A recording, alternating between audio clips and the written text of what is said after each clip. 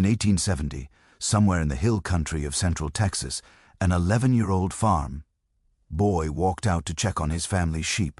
By sunset, he would begin a journey that would take him further from everything he knew than most people travel in a lifetime.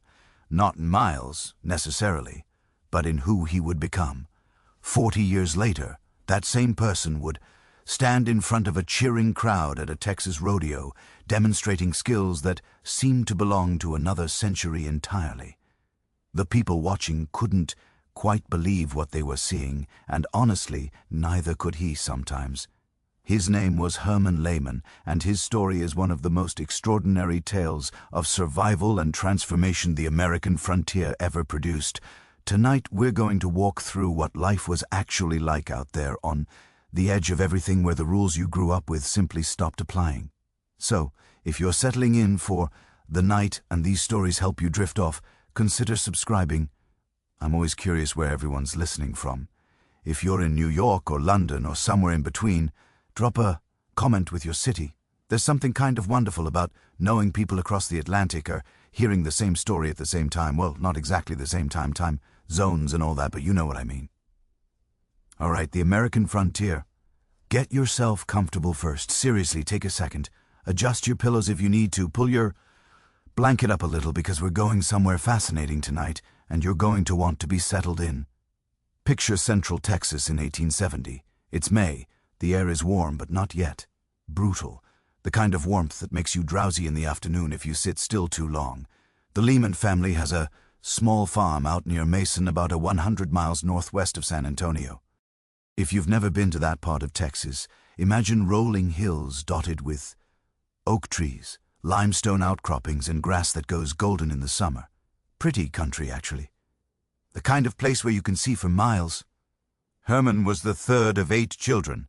His father had passed when he was young, and his mother Augusta had remarried a man named Philip B. Meyer. They weren't wealthy, but they had land, livestock, and each other. A solid frontier family, doing what frontier families did, working hard, hoping for rain, keeping an eye on the horizon. And that last part was important because this was Comanche territory. Now, here's something you might not know. The Comanche weren't originally from Texas at all. They'd migrated down from the Rocky Mountains, pushed out by stronger tribes in the north. For generations they'd barely survived, scraping by, always on the move, always hungry. Then they encountered horses. The Spanish had brought horses to the Americas in the 1500s, and they guarded them carefully. They understood, maybe better than anyone, what would happen if the native tribes learned to ride. But over time, through trades and raids and escaped animals, horses spread across the plains. And something remarkable happened when the Comanche got hold of them. They didn't just learn to ride. They became arguably the finest light cavalry on the planet. Within a few generations, they transformed from a struggling mountain tribe into the dominant force across a territory larger than most European countries. They called themselves Numu, the people. Everyone else called them Comanche, which roughly translates to those who fight us all the time, which honestly, fair. The point is, in 1870, the hill country where Herman Lehman lived was right on the edge of Comanche territory, and the Comanche had been raiding settlements in Texas for decades, sometimes for horses, sometimes for supplies, sometimes for captives, especially children. Now, I want you to understand something about captive taking on the frontier. It wasn't random cruelty. It served a practical purpose. The Comanche, like many plains tribes, had suffered tremendous population losses from European diseases. Smallpox, cholera, measles, things they had no immunity to. Taking captives, especially young captives who could be adopted into the tribe, was a way of maintaining their numbers. It doesn't make what happened to those children any less traumatic, but it helps explain why it happened at all. On May 16, 1870, Herman and his younger brother Willie were sent out to watch the family's sheep and chase crows away from the cornfield. Normal farm kid stuff. They were maybe a few hundred yards from the house, close enough that they could see the chimney smoke. Then the riders appeared, about a dozen of them, coming over a small ridge at full speed. Herman would later remember the sound before he saw them. Hoof-beats, then war cries, then everything moving very, very fast. He tried to fight. He was 11 years old, and he tried to fight grown men on horseback. That tells you something about who Herman Lehman was even then. One of the warriors, a man named Carnivist, struck him over the head with a pistol. When Herman's vision cleared, he was already tied to a horse, and his home was disappearing behind him. His brother Willie fell off a horse during the initial escape, and somehow found his way back home. When they asked him where Herman was, all Willie could say was, "Herman has gone on." Mamar, they took him on. He had no idea how right he was. The first days were, frankly, awful. Herman was badly sunburned, dehydrated, half-starved and terrified. The raiding party moved constantly, traveling mostly at night to avoid pursuit. They crossed terrain that seemed to go on forever, flat, empty, the kind of landscape where you can watch someone approaching for an hour before they reach you. At one point, Carnivist killed a calf they encountered, cut it open, and forced Herman's head into the still warm stomach cavity, made him drink the curdled milk from inside. Herman vomited. Carnivista beat him and made him eat what he'd thrown up. I'm telling you this not to be graphic, but because it's important for understanding what came next. Herman Lehman, at 11 years old, was being broken down. Every comfort he'd ever known was gone. His family might as well have been on another planet. The rules of his childhood no longer applied, and at some point during those first terrible weeks, something in Herman's mind shifted. He made a decision. If they wanted him to be Comanche, then by God, he would become Comanche. He would become the best Comanche he could possibly be, not to escape, not to survive until rescue came, but because in that moment on that endless plain, it was the only thing that made any sense. Now this might seem strange to us, aligning yourself with your captives, but here's the thing about the human mind, especially a young human mind. It's remarkably adaptable, and when your old reality is completely destroyed, sometimes the only option is to build a new one. Plus, Carnivista told Herman that his entire family had been killed during the raid, that there was no home to go back to. This wasn't true, but Herman believed it for years. The Comanche who had captured Herman were part of a band, led by a chief named Quardy. Over the following months, Herman was put to work, hard work carrying water, tending horses, scraping hides. He was essentially a slave at first, the lowest member of the tribal hierarchy. But he watched everything and he learned. He learned how to track animals across ground that seemed to leave no marks. He learned how to read the wee ather by watching cloud formations and feeling the wind. He learned which plants were edible and which would kill you. He learned how to make fire without matches, how to find water in dry country, how to move silently through brush, and he learned how to fight. The Comanche fighting style was unlike anything Herman had ever seen. They could ride at full gallop, swing down along the side of their horse for cover, and fire arrows under the animal's neck. They could shoot half a dozen arrows in the time it took a soldier to reload a single-shot rifle. They were, in a very real sense, the most effective guerrilla fighters on the continent. Herman absorbed all of it. And something else happened too, something that even he struggled to explain later in life. He started to enjoy it. The freedom of the plains, the closeness of the tribal community, the sheer physical skill required to survive. After the initial brutality, life with the Comanche wasn't all misery. There were feasts after successful hunts. There were stories told around fires at night.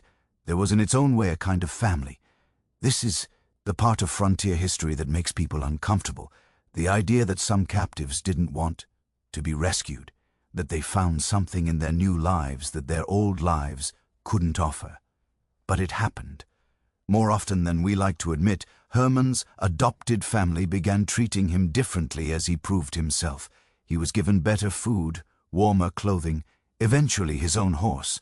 He went from slave to student to gradually something like a son. Carnivist, the man who had captured him, who had beaten him and force fed him that first awful night, became Herman's adopted father. And when Carnavista was killed in a raid about a year after Herman's capture. Herman was devastated. He was also furious because the person who killed Carnavista wasn't a Texas soldier or a ranger. It was another member of their own tribe, a medicine man who Carnavista had argued with.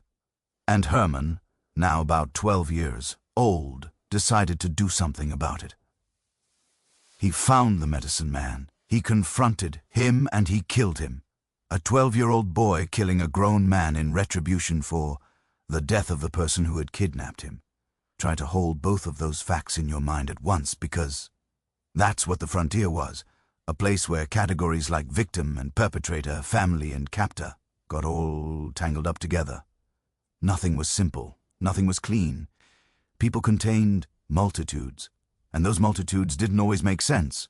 The psychology of it is fascinating. Actually, modern researchers have a term for what Herman experienced. They call it traumatic bonding. When you're completely dependent on someone for survival, your brain starts to form attachments to them. It's not weakness. It's not Stockholm Syndrome exactly, though that's related. It's just what human brains do when placed in impossible situations, and Herman's situation was about as impossible as they come. After the killing, Herman had to flee. You couldn't kill a medicine man without consequences. The spiritual power they held, the respect they commanded, meant that even justified killings would be avenged. So he ran to a different band, a band led by a chief whose name would become famous across Texas, Quanah Parker. Quanah was the son of a Comanche chief and a white woman named Cynthia Ann Parker, who had herself been captured as a child and fully assimilated into Comanche life. He was in a sense a symbol of everything that made the frontier so complicated. Part of two worlds belonging fully to neither, or maybe, depending on how you looked at it, both. Herman found acceptance with Quanah's people, and for the next several years he lived as Comanche warrior fully completely. He participated in raids, he cown, Ted coup against enemies. He learned to hunt buffalo, which was far more dangerous than you might think. Those animals weigh up to 2,000 lbs and can pivot faster than a horse. Getting close, enough to kill one with a bow and arrow, required incredible skill and courage, and Herman became good at it. Really good. The thing about survival is that it changes you, not just in the obvious ways like learning new skills or adapting to new circumstances. It changes how you see yourself. Herman Lehman had been a Texas farm boy for 11 years. By the time he was 15, that boy felt like a stranger, someone from a half-remembered dream. He thought in Comanche. He dreamed in Comanche. When he imagined his future, it was a Comanche future, riding the plains, raising a family, growing old in a buffalo hide lodge surrounded by his grandchildren. That's what the frontier could do. Take a child and remake him entirely. There's a particular detail from Herman's later accounts that I keep coming back to. He talks about killing wolves and drinking their blood. The Comanche believed this would transfer the wolf's qualities to you: speed, endurance, cunning. Years later, when Herman stood in that rodeo arena demonstrating traditional hunting techniques, people who watched him said there was something different about his eyes, the way he moved, like there was a wildness in him that 50 years of civilization couldn't fully erase. Maybe the wolf blood was just superstition. Maybe it was something else entirely, a kind of commitment, a way of saying, I am fully, completely this thing now.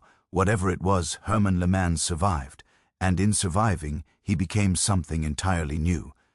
The frontier demanded that of people, transformation or death. Often there was no middle ground. And this was just one story, one boy. Across hundreds of thousands of square miles and nearly a century of conflict, there were countless others, each one finding their own way to adapt, to survive, to become whatever they needed to become. The sun is setting now over the Texas Hill Country in our story. The first stars are appearing one by one in a sky that seems impossibly vast. You forget, living in the modern world, how many stars there actually are out here. Away from any electric light, the sky is practically crowded with them. The Milky Way stretches overhead like a river of light. Somewhere out on the plains, a 15-year-old Herman Lehman is riding back toward camp after a successful hunt. His horse is tired. He's tired too. That pleasant kind of exhausted you get after hard physical work. The smell of sage and dry grass fills the air. There's a cooling breeze coming down from the northwest, carrying the first hint that summer won't last forever. Behind him, the hills are going purple in the fading light. Ahead, he can see the faint glow of campfires. His people, his home. Now he doesn't think about Texas farms anymore. Doesn't think about his mother or his siblings who he believes are dead anyway. When he sleeps tonight, rolled in buffalo robes beside a dying fire, he'll dream in Comanche of horses and hunts and the endless grasslands that have become his entire world. The frontier was hard on everyone who ventured into it. But here's the strange thing. It was also in its way beautiful. The sunsets that painted the whole sky orange and red. The silence of the prairie at night, broken only by coyote calls and the whisper of wind through grass. The closeness of communities that depended on each other. Absolutely. Tonight there will be meat. The camp will smell of roasting buffalo. The fat crackling and dripping into the fire. Stories will be told. Children will fall asleep listening to their elders. Somewhere someone will be singing the old songs. Tomorrow brings whatever tomorrow brings. For right now, in this moment, Herman Lehman is alive. He belongs somewhere. He has purpose. And on the frontier, that was everything.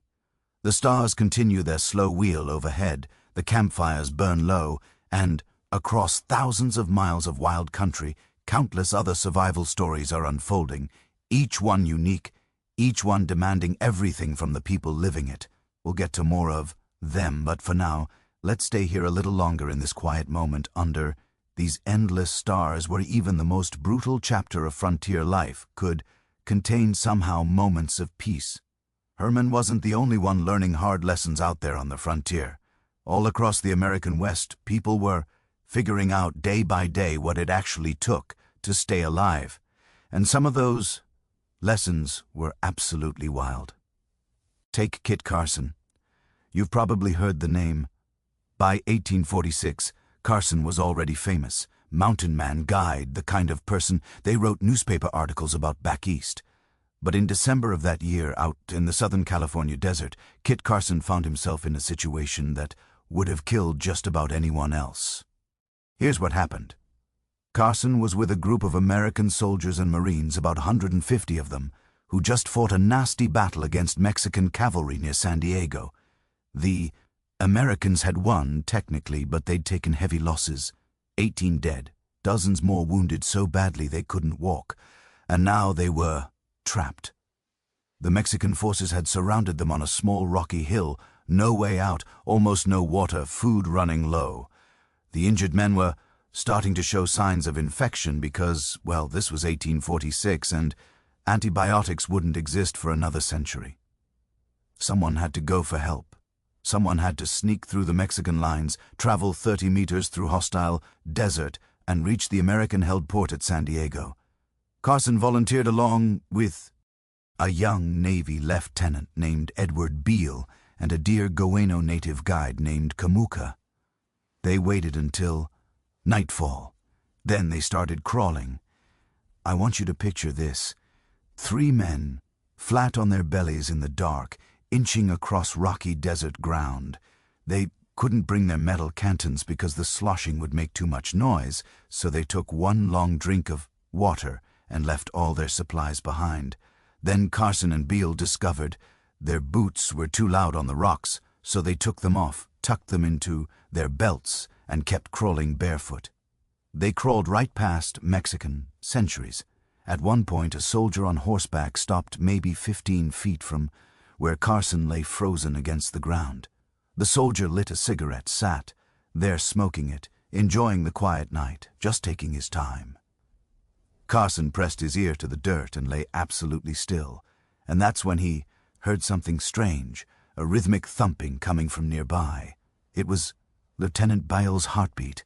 The young officer was so terrified that Carson could actually hear his heart pounding through the ground. Bill whispered that they should jump up and fight. Carson just told him to stay down. They'd been in worse spots before. The Mexican soldier finished his cigarette and rode off. Carson and his companions kept moving.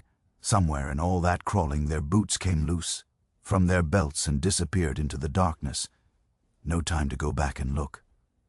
So now they were facing a 30-mile trek through cactus country barefoot. They split up to reduce the chances of all three being caught, each man taking a different route towards San Diego. Carson, being Carson, took the longest and most dangerous path. He walked through the night. He walked through the next day. He walked through another night, stepping on prickly pear cactus, stepping on rocks, stepping on God knows what else in the darkness. When he finally staggered into the American camp outside San Diego, his feet were so destroyed he could barely stand. It took him over a week to walk normally again. In his memoirs, Carson wrote about the whole thing in maybe 2 sentences. Said they finally got through but had the misfortune of losing their shoes. Had to travel over country covered with prickly pear and rocks barefoot. The misfortune of losing their shoes. That's how Kit Carson described one of the most grueling survival trails in American military history. Meanwhile, the men back on that rocky hill had spent days eating their mules, actually eating them, starting with the weakest animals, stewing the meat into a thin, greasy soup that some of the men couldn't even keep down. They dug holes in the sandy ground to find any moisture that might have soaked in from recent rain, squeezed the wet soil through cloth to get drops of muddy water, and then just when they were about to attempt a desperate march towards San Diego on their own, relief forces arrived. Carson had made it. All 3 of them had made it, actually. Though Biel and Kamuka were in such bad shape, they had to be carried onto a ship in San Diego harbor. The hill where those soldiers had survived became a local landmark. People started calling it Mule Hill for obvious reasons. Now here's the thing. While Carson was crawling barefoot through the California desert that December, something even worse was happening about 500 meters to the north in the Sierra Nevada mountains, where a group of settlers had made a catastrophic mistake and were about to pay for it in ways that still make people shudder 170 years later. You know the name, the Donner Party. 87 people had left Missouri that spring, headed for California. Families, mostly men, women, and children looking for a new life out west. More than half of them were kids. The youngest was just a Faye. Months old. They were running late. It happens on the trail. Broken wagons, sick animals, rivers that take longer to cross than you planned. By the time they reached the Sierra Nevada mountains, it was already October, late October. Winter was coming, and the passes would soon be snowed shut. Then they made the decision that would doom them. A man named Lansford Hastings had published a book claiming there was a shortcut through the Utah desert. It would save them. Weeks, he said. Get them to California before the snow flew. The shortcut was a lie. Hastings had never actually traveled the route himself. He just looked at a map and assumed it would work. It didn't. The so-called shortcut added nearly a month to their journey. By the time they reached the eastern base of the Sierras, it was early November, and then the snow came. Not a little snow, not a normal snowfall, 20 feet of snow, maybe more. Drift so deep you couldn't see the first floor, windows of the cabins they built. If you go to the site today, you can see old trees with their trunks cut off 20 feet in the air. That's where the Donner Party cut them down, because that's where the snow level was. Only 2 or 3 feet of trunks sticking up above the white. They were trapped, all 87 of them, for months. At first they thought rescue would come. Someone would notice they hadn't arrived. Someone would send help. They rationed their food carefully, made plans, tried to stay positive, but the snow kept falling and the weeks kept passing and nobody came. The food ran out fast.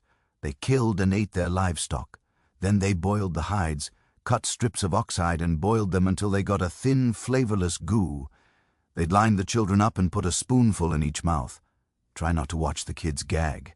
When the hides ran out, they ate bark, ate twigs, ate their shoes, ate anything that might have calories A. Then they started dying. The men went first, mostly. Their bodies burned through calories faster, doing the heavy work of cutting wood and trying to dig path through the snow. One By one, they weakened, stopped getting up, stopped breathing, and then the survivors faced the choice that would haunt them forever. They started eating the dead. This is the part of the story that made them famous, the part that still gives people nightmares. But here's something most people don't know. The survivors didn't start eating each other casually. They held out as long as they possibly could. Some of them died rather than resort to cannibalism. The ones who did eat human flesh, most of them did it to keep their children alive. They marked the bodies carefully so no one would accidentally eat their own family members. There's something almost noble about that in a horrible way. Rules even at the end of everything. Lines they still wouldn't cross, most of them anyway. Then there was Louis Zerberg. When the rescue parties finally made it through in the spring of 1847, they found Kaiserberg alone in his cabin, surrounded by human remains, a cooking pot nearby with what looked like fresh liver. They asked him what happened to the others. He said they'd all died. When they asked about Mrs. Donna specifically, he said she'd gotten lost in the snow one night and died. He'd made her a cup of coffee and put her to bed, but she was dead by morning. Then they asked about the contents of his cooking pot. Zerberg said, yeah, that was Mrs. Donner. And he said something else that the rescue party never forgot. He said he hadn't eaten the beef they'd left for him on a previous trip because, and this is a direct quote, human meat was not as sweet. He said the liver was the tastiest part. I'm not making this up. This is in the historical record. Multiple eyewitnesses.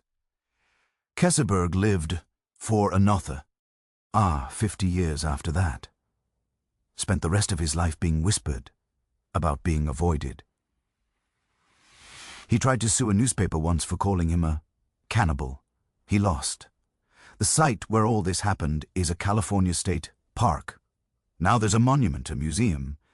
They changed the name of the lake from Truckee Lake to Donna Lake, as if the name itself needed to carry the weight of what happened there. 41 of the 87 people died. More than half of the dead were men. The women and children survived at higher rates, maybe because the men did more physical labor and burned through their calories faster, or maybe because the women were more willing to do what had to be done to keep their children alive. Nobody really knows. But here's what gets me about the Donner Party. They weren't weak people. They weren't stupid people. They were ordinary families who made one bad decision based on bad information, trusted the wrong book, took the wrong shortcut, and the wilderness showed them exactly how unforgiving it could be. The frontier didn't care about your intentions, didn't care how hard you worked or how much you deserved to make it. It just was indifferent, enormous, waiting to kill you if you made a mistake. But enough about death. Let's go back to Herman. He was becoming something of a legend himself, at least within his adopted tribe. By his late teens, he'd participated in dozens of raids, counted coups against enemies, earned a reputation as someone who didn't scare easily. The thing about Comanche survival wasn't just about individual toughness. It was about knowing when to rely on others, when to trust people you might not normally trust, when to accept help from unexpected places. A raid wasn't a bunch of individuals doing their own thing. It was a coordinated operation. Scouts went ahead, flankers protected the sides. Everyone knew their role, and when things went wrong, which did plenty, the group stuck together. Herman learned this on his first real raid into Mexican territory. They were after horses mostly. The Comanche always needed horses. A warrior's wealth was measured in how many he owned. A young man looking to marry needed horses to offer as gifts to his bride's family, so they rode south past the Rio Grande into country where the ranchers were spread out and vulnerable. They traveled mostly at night, using the stars to navigate. During the day, they rested in arroyos and dry creek beds, staying out of sight. Herman was nervous, though he tried not to show it. This wasn't practice anymore. This was real. People could die out here. The raid itself went fine. They hit a ranch just before dawn, got the horses, started driving them back north. The sun was just coming up when they spotted the dust cloud behind them. Mexican patrol. Way more men than they'd expected, maybe 30 riders moving fast. Herman's instinct was to scatter, run, save himself. But the older warriors closed ranks, formed a moving defensive line, kept the horse herd moving while fighting off the patrol. They fired arrows from horseback with impossible accuracy, wheeling and turning like they'd been born in the saddle. It worked. They made it back across the river with most of the horses intact. One of the younger warriors took an arrow through his shoulder, but he was laughing about it by the time they made camp that night. That night around the fire, one of the older men told Herman something he'd never forget. Alone, you survive today. Together, you survive tomorrow. There's detail from Herman's later, accounts that says a lot about who he'd become. He talks about killing wolves and drinking their blood. The Comanche believed this would give you the wolf's qualities, its endurance, its cunning, its ability to survive where others couldn't. Herman did this multiple times, not because anyone forced him to, because he wanted those qualities, because he'd fully committed to being Comanche. Years later, people who met him would comment on his eyes, something different about them, a wildness that seemed out of place in a man wearing American clothes, like part of him was still out there on the plains. The sky over the Comanche camp is full of stars now, the kind of darkness you don't see anymore, unless you get way out from civilization. No light pollution, no glow on the horizon, just the moon and the stars and the endless sky. Herman is sleeping in a buffalo hide lodge with the flaps partially open to let in the breeze. The sounds of the camp are winding down, dogs settling, children's voices fading. Somewhere an old woman is singing softly to herself. The lodge smells like wood smoke and tanned leather. A familiar smell now, comforting even. The buffalo robes he's wrapped in are soft and warm, worn smooth by years of use. Tomorrow there might be another raid, another hunt, another challenge to survive, but tonight there's just this warmth and darkness, and the slow rhythm of breathing, the crackle of a dying fire somewhere nearby, the distant hoot of an owl. The Comanche had a saying, "Every day above ground is a gift from the spirits." Herman understood that now. When you've seen what the world can do to a person, just being alive starts to feel like a miracle. Sleep comes easy, out here when you're tired enough. And Herman Lehman is very, very tired. His eyes close, his breathing slows, and the stars wheel overhead. The same stars that humans have been sleeping under since the beginning of time. Not everyone who survived the frontier did it by running. Some folks just flat out refused to back down, no matter how bad the odds looked. Jack Hayes was one of those people. In the fall of 1841, Hayes was 24 years old and already making a name for himself with the Texas Rangers. He'd come down from Tennessee a few years earlier, missed the Texas Revolution by just a little bit, and spent the time since then doing what Rangers did, patrolling the frontier, tracking raiders, getting into fights that most sensible people would have avoided entirely. Hayes was not a big man, about 5 feet 6 inches, slender build, the kind of quiet demeanor that made people underestimate him. He had this boyish face that made him look younger than he was, but his eyes told a different story. People who knew him said there was something in those eyes, his steadiness like nothing in the world could shake him. On this particular day, Hayes was part of a surveying party working near a place called Enchanted Rock. If you've never been to Central Texas, Enchanted Rock is this massive pink granite dome rising up out of the hill country. You can see it from miles away. The local tribes considered it sacred ground. They said spirits lived inside the rock, that strange lights appeared there at night, that the stone itself would groan and creak as the sun went down. The surveying party was maybe 15 or 20 men. Their job was to mark out land grants, draw maps, figure out exactly who owned what in this newly claimed Texas territory. Boring work mostly, but dangerous too, because this was Comanche country. Every man in that party knew the risks. Hayes got bored. I know that sounds strange, but that's what happened. While the other men were doing their surveying work, Hayes decided to ride out toward Enchanted Rock for a closer look by himself in the middle of Comanche territory. Look, I'm not saying this was smart, it wasn't, but Hayes had been doing this kind of thing for years and getting away with it. Maybe he'd started to believe his own reputation. Maybe he was just curious. Either way, he rode off alone toward that big pink rock. He was almost at the base of it when the war cries started. 30 Comanche warriors, maybe more, coming at him from the surrounding hills. They'd been watching the surveying party for days, waiting for exactly this kind of opportunity. One man alone, far from help. Hayes had about 3 seconds to make a decision. He could try to outrun them back to the main party, but his horse was tired and theirs weren't. He could try to fight them on open ground, but that was 30 against 1, which even for Jack Hayes seemed like pushing it. So he did the only thing that made sense. He rode straight for Enchanted Rock, jumped off his horse, and started scrambling up the face of the granite dome. The Comanche were right behind him, arrows and musket balls cracking off the rock around him. War cries echoing off the stone. Hayes made it maybe 100 feet up before he found what he was looking for. A crack in the granite, a crevice just big enough to squeeze into and use as cover. He wedged himself in there with his back against the stone and his rifle pointed outward. Now here's where Hayes's reputation for cool under pressure really showed. Any normal person in this situation would have panicked, started shooting wildly, wasted all their ammunition in the first 30 seconds. But Hayes didn't fire a single shot at first. He waited.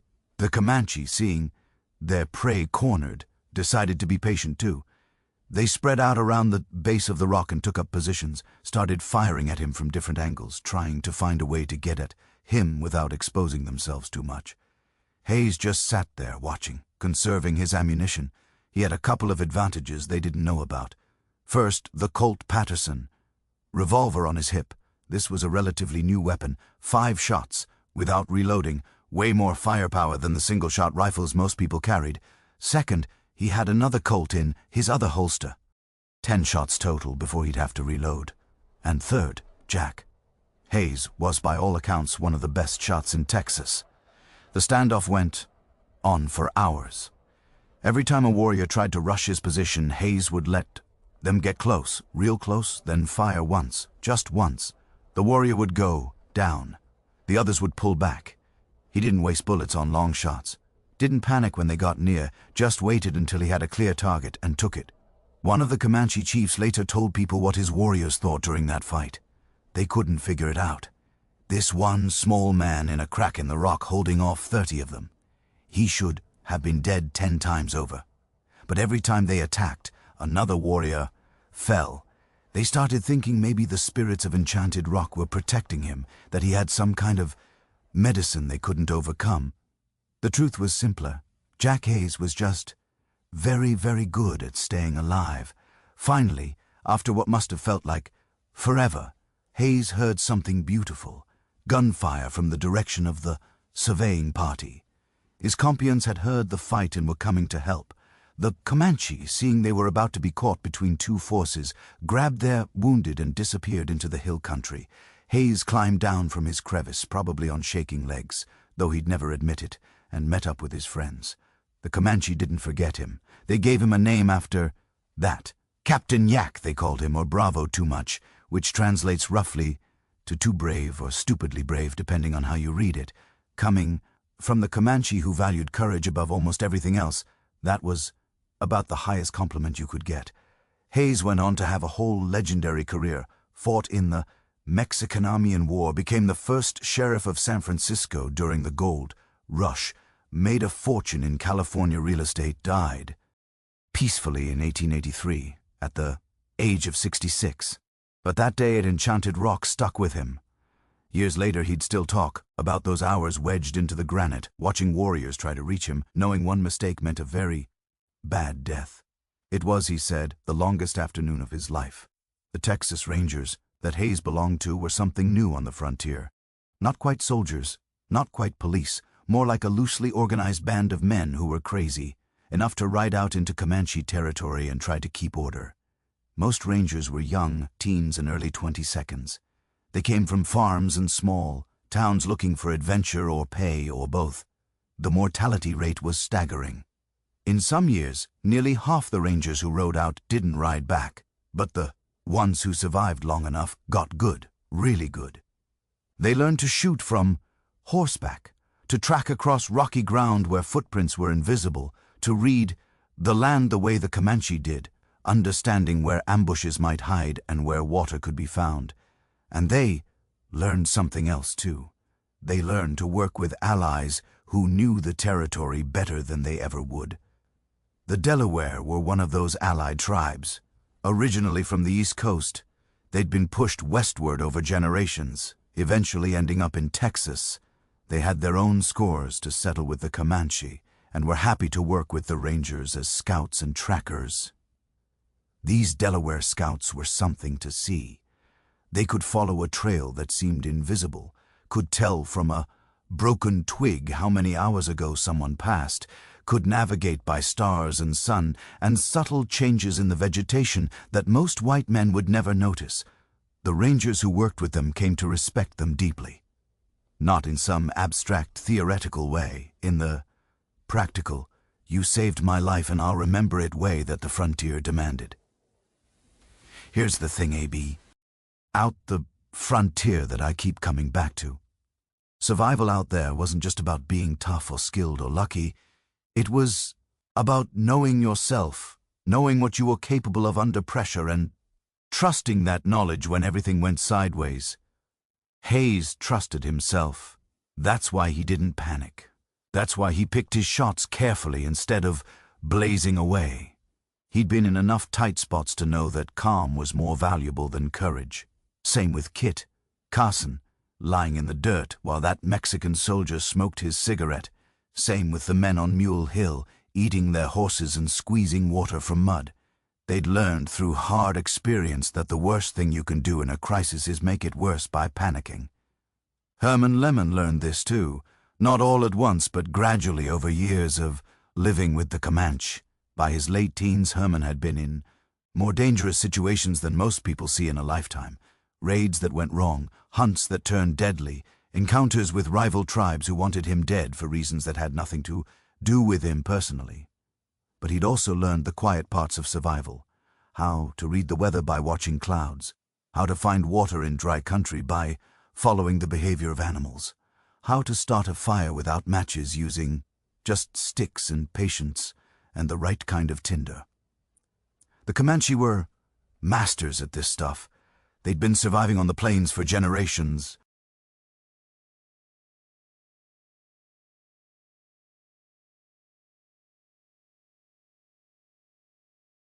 Every bit of knowledge was passed down from parent to child, uncle to nephew, elder to young warrior. How to tan a hide so it stayed soft, how to preserve meat for long journeys, how to move through territory without leaving obvious tracks. Herman soaked it all up, not because he had to anymore, but because he wanted to. This knowledge felt important, valuable, like it connected him to something older and deeper than he had ever known back on that Texas farm.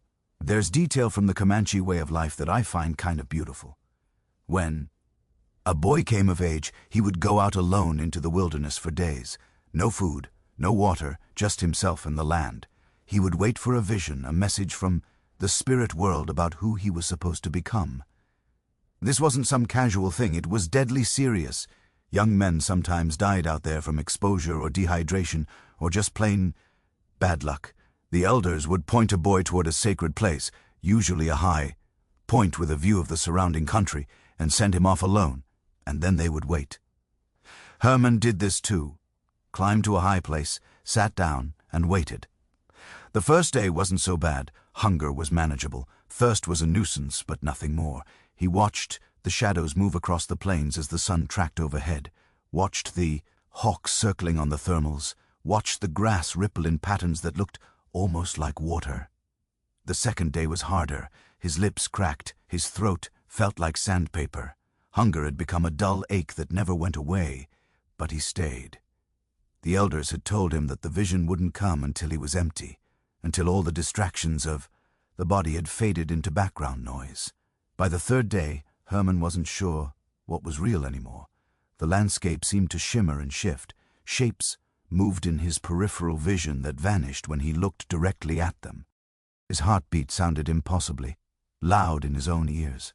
And then, somewhere between sleeping and waking, the vision finally came. A wolf running free across the plains, tireless, unafraid, answering to no one. It looked at him with eyes that seemed to hold centuries of knowledge, and then it was gone. Herman came back from that experience, different, more sure of himself. The last traces of the scared, 11-year-old farm boy had finally disappeared. In his place was someone new, someone who belonged to this land in a way that most white men never would. The older warriors treated him differently after that. He wasn't a captive anymore, not really. He wasn't even an adopted son. He was just one of them, a Comanche warrior with his own medicine, his own vision, his own place in the tribe. The night sky over Texas is something else. Miles from any electric light, you can see the Milky Way stretching from one horizon to the other. Stars so thick they seem to overlap, the occasional streak of a meteor burning up in the atmosphere. Herman would lie on his back, sometimes, and just watch the sky for hours, thinking about things, not worried. Thoughts, just thoughts about where he'd been, where he was going, what any of it meant. The Comanche believed that the stars were the campfires of their ancestors, that when you died, you joined them up there, became part of that great river of light. It was a comforting thought, the idea that death wasn't an ending, just a change of location. Sometimes on quiet nights like this, Herman could almost feel those ancestors watching, not judging, just present, part of the same unbroken chain of survival that stretched back through generations. The fire in the lodge has burned down to orange coals. Outside, the prairie grass is rustling in a gentle wind. Somewhere in the distance, a nightbird is calling, one of those sounds that could put you to sleep if you let it. The Texas frontier wasn't just violence and survival and death, though there was plenty of all that. It was also this: quiet nights, warm fires, the simple pleasure of being alive after another day when being alive was not guaranteed. Herman pulled his buffalo robe tighter and closed his eyes. Tomorrow would bring whatever tomorrow brought. But right now, in this moment, everything was peaceful. The stars kept their slow wheel overhead. The wind kept whispering through the grass, and all across the frontier, in 1,000 different camps and cabins and forts, other people were falling asleep too, each one with their own story, their own struggles, their own small victories against the vast indifference of the wild. That's what survival really was in the end. Not the dramatic moments, though. Those happened too. It was all the quiet moments in between, the meals shared, the fires tended, the simple human act of lying down at night and trusting that you'd wake up in the morning. The coyotes were singing now, their voices rising and falling in that strange harmony that sounds mournful to some people and beautiful to others. Herman had come to love that sound. It meant the night was alive, that he was part of something larger than himself. Sleep came easy when you were tired enough, and on the frontier everyone was always tired enough. The frontier had a way of throwing people together who would never have met otherwise. Men from completely different worlds fighting side by side, depending on each other for survival. Take the Buffalo Soldiers. After the Civil War ended in 1865, the United States Army formed 4 regiments of black soldiers. Most of them were former slaves. They'd been given their freedom, and now they were being sent west to fight on the frontier. Same dangers as everyone else, same terrible conditions, same chances of dying badly in some lonely canyon or prairie. The name Buffalo Soldier probably came from the Cheyenne or the Comanche. There are different stories about why. Some say it was because of their hair, which reminded the warriors of buffalo fur. Others say it was because the army issued them buffalo hide coats to survive the plains winters. Either way, the name stuck. These men had something to prove. They knew it. Their officers knew it. And they proved it again and again in fights that would have broken a lot of other outfits. One of those soldiers was a man named Pompey Factor, born in 1849 to an escaped slave and a mother from the Biloxi tribe. His family had fled to Mexico for years, living in the mountains of northern Coahuila before coming back to Texas after the Civil War ended. Factor knew the frontier as well as anyone. He'd grown up in wild country, learned to track and hunt and survive in places that would kill most people in a week. When he enlisted as a scout with the Buffalo Soldiers, he brought skills that the Army desperately needed. September 1874, Eastern Colorado.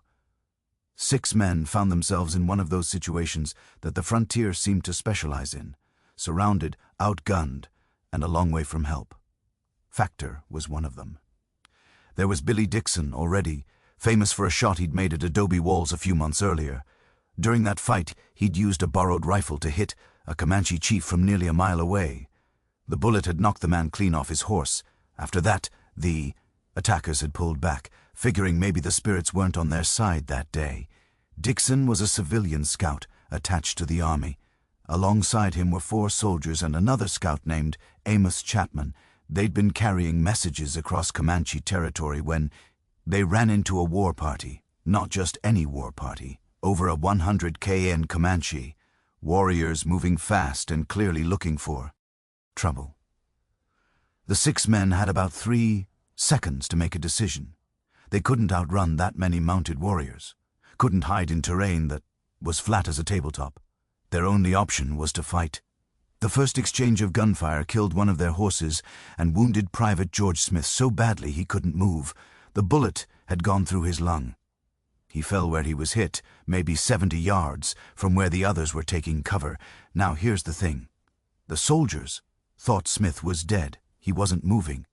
And with the H-100 plus warriors circling, nobody could get to him to check. So they left him lying there in the grass and focused on staying alive themselves. They found a buffalo wallow, just a shallow depression in the prairie where the buffalo liked to roll around in the dirt, maybe 10 feet across. Not much cover, but better than nothing. The men dove in and started digging with their hands and their knives, piling up the soft earth around the edges, trying to make some kind of barricade while arrows and bullets kicked up dirt all around them.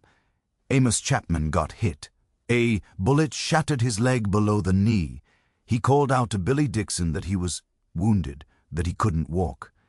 Dixon made a decision right then that probably should have gotten him killed. He ran out of that wallow across 70 yards of open ground with 100 warriors watching, pick Chapman up and carried him back. Chapman was a bigger man than Dixon, heavy dead weight. Dixon got him to the wallow anyway. Then someone realized that Private Smith, lying out there in the grass, was still alive. They could see him moving. Slightly, just barely, but moving. Private Peter Rath volunteered to go get him. Same deal as Dixon. Open ground, no cover, warriors everywhere. Roth ran out, confirmed Smith was breathing, and together with Dixon dragged the wounded man back to the wallow. Smith was in bad shape. The bullet through his lung was killing him. Slowly. But at least he wasn't dying alone out there in the grass. For the next several hours, those 6 men held off over 100 attackers. The Kiowa and Comanche would charge in waves, and the soldiers would drive them back with disciplined rifle fire. They weren't spraying bullets everywhere. They were picking their shots, making every round count because they knew they might run out of ammunition before the enemy ran out of patience. Then the weather changed. A cold front came through, dropping the temperature and bringing a hard rain. The buffalo wallow, which had been their salvation, started filling with water. 2 in of brown, muddy water mixing with blood from the wounded men. The cold was brutal. These men had no coats, no blankets, nothing but their thin shirts and the clothes on their backs. They spent that night huddled in the mud, in the rain, shivering uncontrollably, with enemies surrounding them and their friends slowly dying. Chapman's shattered leg was starting to turn bad. Even in the dim light, they could see it swelling. He didn't complain, though, just sat there in the mud and water, teeth chattering, trying to stay conscious.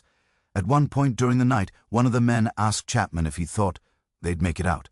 Chapman said something that stuck with the others for the rest of their lives. He said he'd been in worse spots than this, which was probably a lie, but a useful one. Private Smith didn't make it.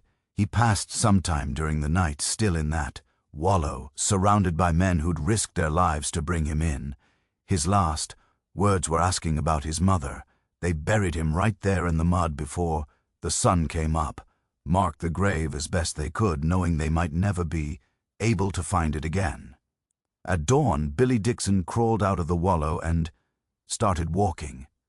Someone had to help, and he was the only one in good enough shape to try. He made it about half a mile before he ran into an army supply column that had been looking for them. When the relief force reached the wallow, they found the survivors in rough shape. Amos Chapman's leg was so badly damaged it had to be amputated later. But they were alive. Against all odds, most of them were alive.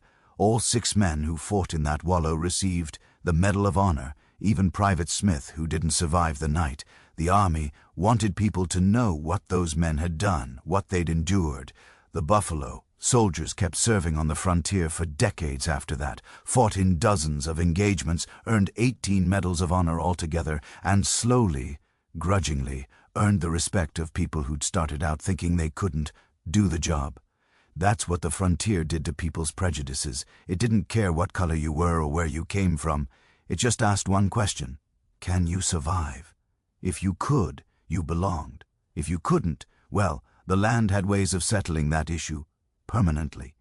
By the time of the Buffalo Wallow fight, Herman LeMan was in his early 22nd. He'd been living as a Comanche for over a decade. The scared farm boy was long gone. In his place was a warrior who'd participated in countless raids, hunted buffalo across the staked plains, and earned his place in the tribe through blood and skill.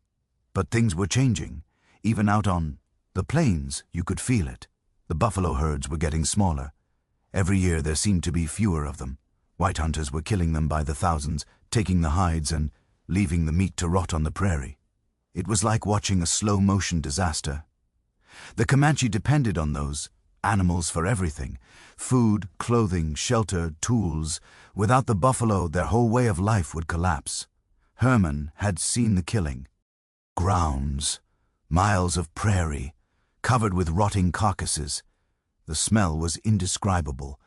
Buzzards so thick they blocked out the sun. And for what? Hides that would be shipped back east to make leather belts and machine parts. The meat just left there to spoil. It made no sense to the Comanche.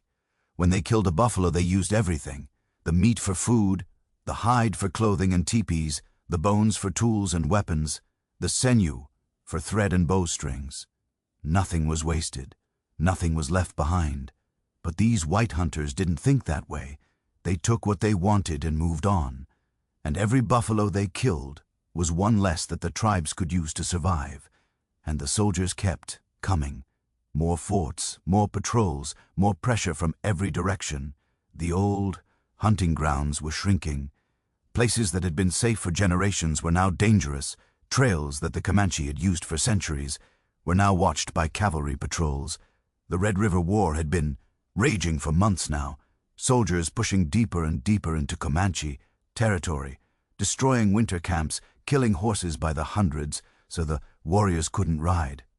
It was a different kind of warfare than the Comanche were used to, not raids and counter-raids, something more systematic, more final. Herman could see where this was heading. Even if nobody said it out loud, everyone knew. The free life they'd been living couldn't last forever. The question was just how long they could hold on.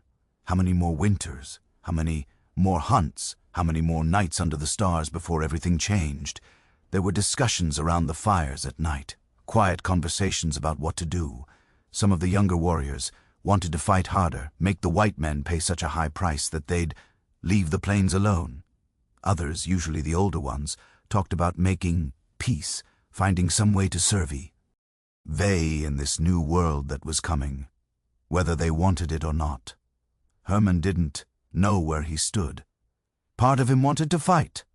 That was the part that had become Comanche, that had drunk wolf blood and counted coup and earned his place through violence. But another part of him, some remnant of that farm boy from Mason County, understood that you can't fight forever. At some point, you have to figure out how to live. The stars were different this time of year, different constellations rising in the east. The Comanche had names for all of them, stories about how they got there. Herman knew those stories now, as well as any story from his childhood, maybe better. He'd tried to remember things from before, sometimes his mother's face, the layout of the farmhouse, the names of his siblings, but it was all fading, like a dream you try to hold on to after waking. The details just kept slipping away. Was that sad? He wasn't sure. It was just how things were. You became who you needed to become to survive, and the person he'd been before wasn't who he needed to be anymore. The fire crackled softly. Somewhere nearby, a horse shifted and snorted. The sounds of the camp settling in for the night. Familiar sounds, comfortable sounds. Whatever was coming, it wasn't here yet. Tonight there was warmth and shelter and the quiet company of people he'd come to love. Tomorrow would bring its own problems. That was something else the frontier taught. You don't borrow trouble from the future. You've got enough to deal with right now. The Comanche understood this better than most. They lived in the present in a way that most white people couldn't. Each day complete in itself. Each night a small victory against everything that wanted you dead. The wind had died down to almost nothing. The air was still and cool, carrying the smell of wood smoke and prairie grass. If you listened careful, you could hear the creek that ran nearby. Water moving over stones in that endless soft murmur. Frogs were singing somewhere in the darkness. That tooty call that sounds like a question, being asked over and over.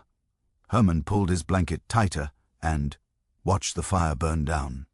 The flames were hypnotic in their own way, always moving, always changing, but somehow always the same. Like the prairie itself, like life on the frontier. You could look at the same grassland 100 times and see something different each time. The angle of the light, the direction of the wind, the particular shade of gold the grass turned in autumn. You could lose yourself in a fire like that. Let your thoughts drift wherever they wanted to go, not worrying about the past or the future, just being present in this moment, in this place, with these people. The Comanche believed that fire was sacred, a gift from the spirits that made human life possible. Without it, the nights would be cold and dark and dangerous. With it, you could push back the darkness, create a circle of warmth and light in the middle of the vast empty prairie. Herman understood that now in a way he never would have as a child. Fire wasn't just useful, it was a kind of miracle. Every time you struck a spark and nursed it into flame, you were participating in something ancient and essential. The last of the flames flickered and went out, leaving only coals, orange and red, and fading slowly to gray. The stars seemed brighter now, with no firelight competing with them. One by one, the sounds of the camp faded into silence. Dogs stopped barking. Children stopped murmuring in their sleep. Even the horses seemed to settle into a deeper rest. Just the wind and the creek and the endless sky. Herman closed his eyes and let himself drift. Tomorrow would come soon enough, but for now there was only this warmth and darkness and the low breathing of people he loved. The frontier asked hard questions of everyone who came to it, but it also offered something in return. Moments of perfect peace.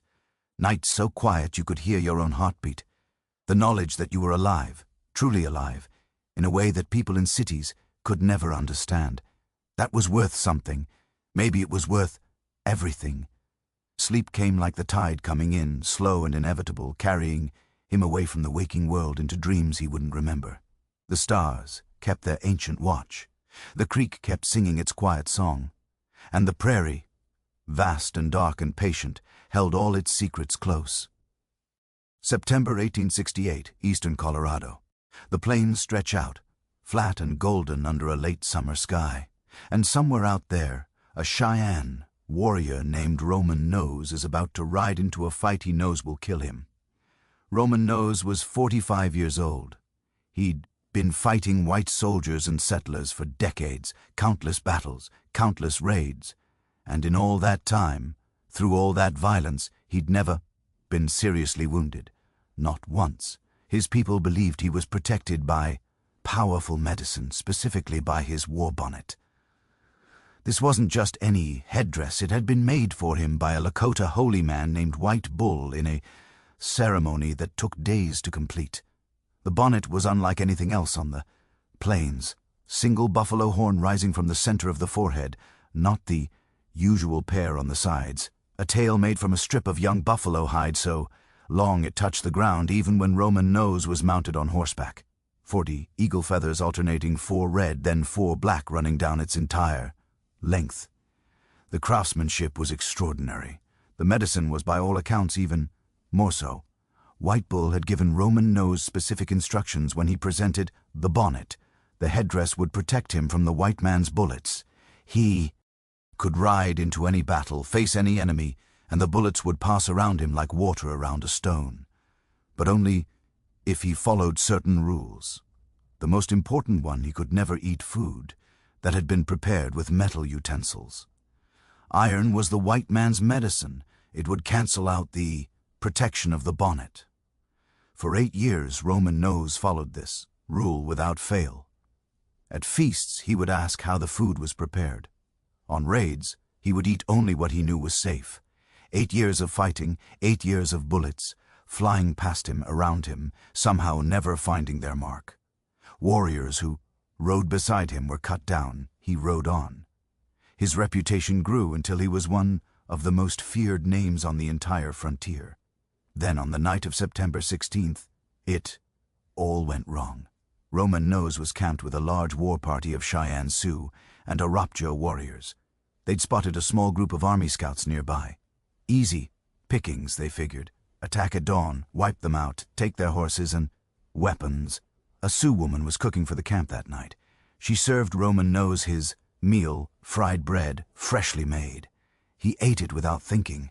It wasn't until after he had finished that one of the other warriors noticed.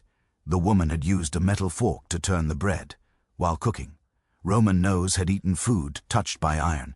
You could argue it was just superstition. But here's the thing about belief. It doesn't matter if it's objectively true. What matters is whether you think it's true. And Roman Nose absolutely believed his medicine was now broken. He sat there for a long moment processing what had happened. The ceremony to restore the war. Bonnet's power would take days. Days he didn't have because the attack was planned for morning. I will die today, he told the warriors around him, but I will go anyway. Meanwhile, about 12 miles away, a group of 50 army scouts and soldiers were in camp near the Arikar Fork of the Republican River. They were led by Major George Forsyth, a Civil War veteran who'd fought at Gettysburg and in the Shenandoah Valley. His second in command was Lieutenant Frederick Beecher, whose uncle was the famous abolitionist preacher Henry Ward Beecher. These weren't regular army troops. They were a special unit handpicked for frontier, fighting, experienced men, good shots, armed with Spencer repeating rifles that could fire 7 rounds without reloading. They had no idea that several hundred warriors were watching them from the surrounding hills.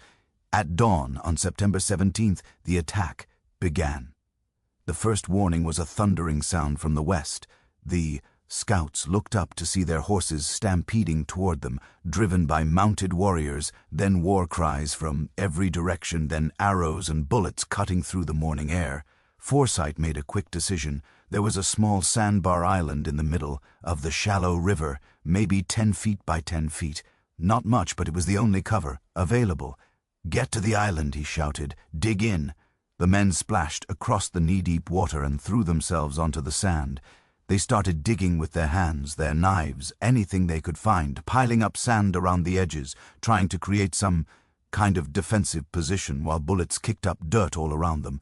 The horses that hadn't stampeded were killed in the first few minutes. The men pulled the bodies into a rough circle, using them as barricades. Not ideal, but dead horses stop bullets, better than sand.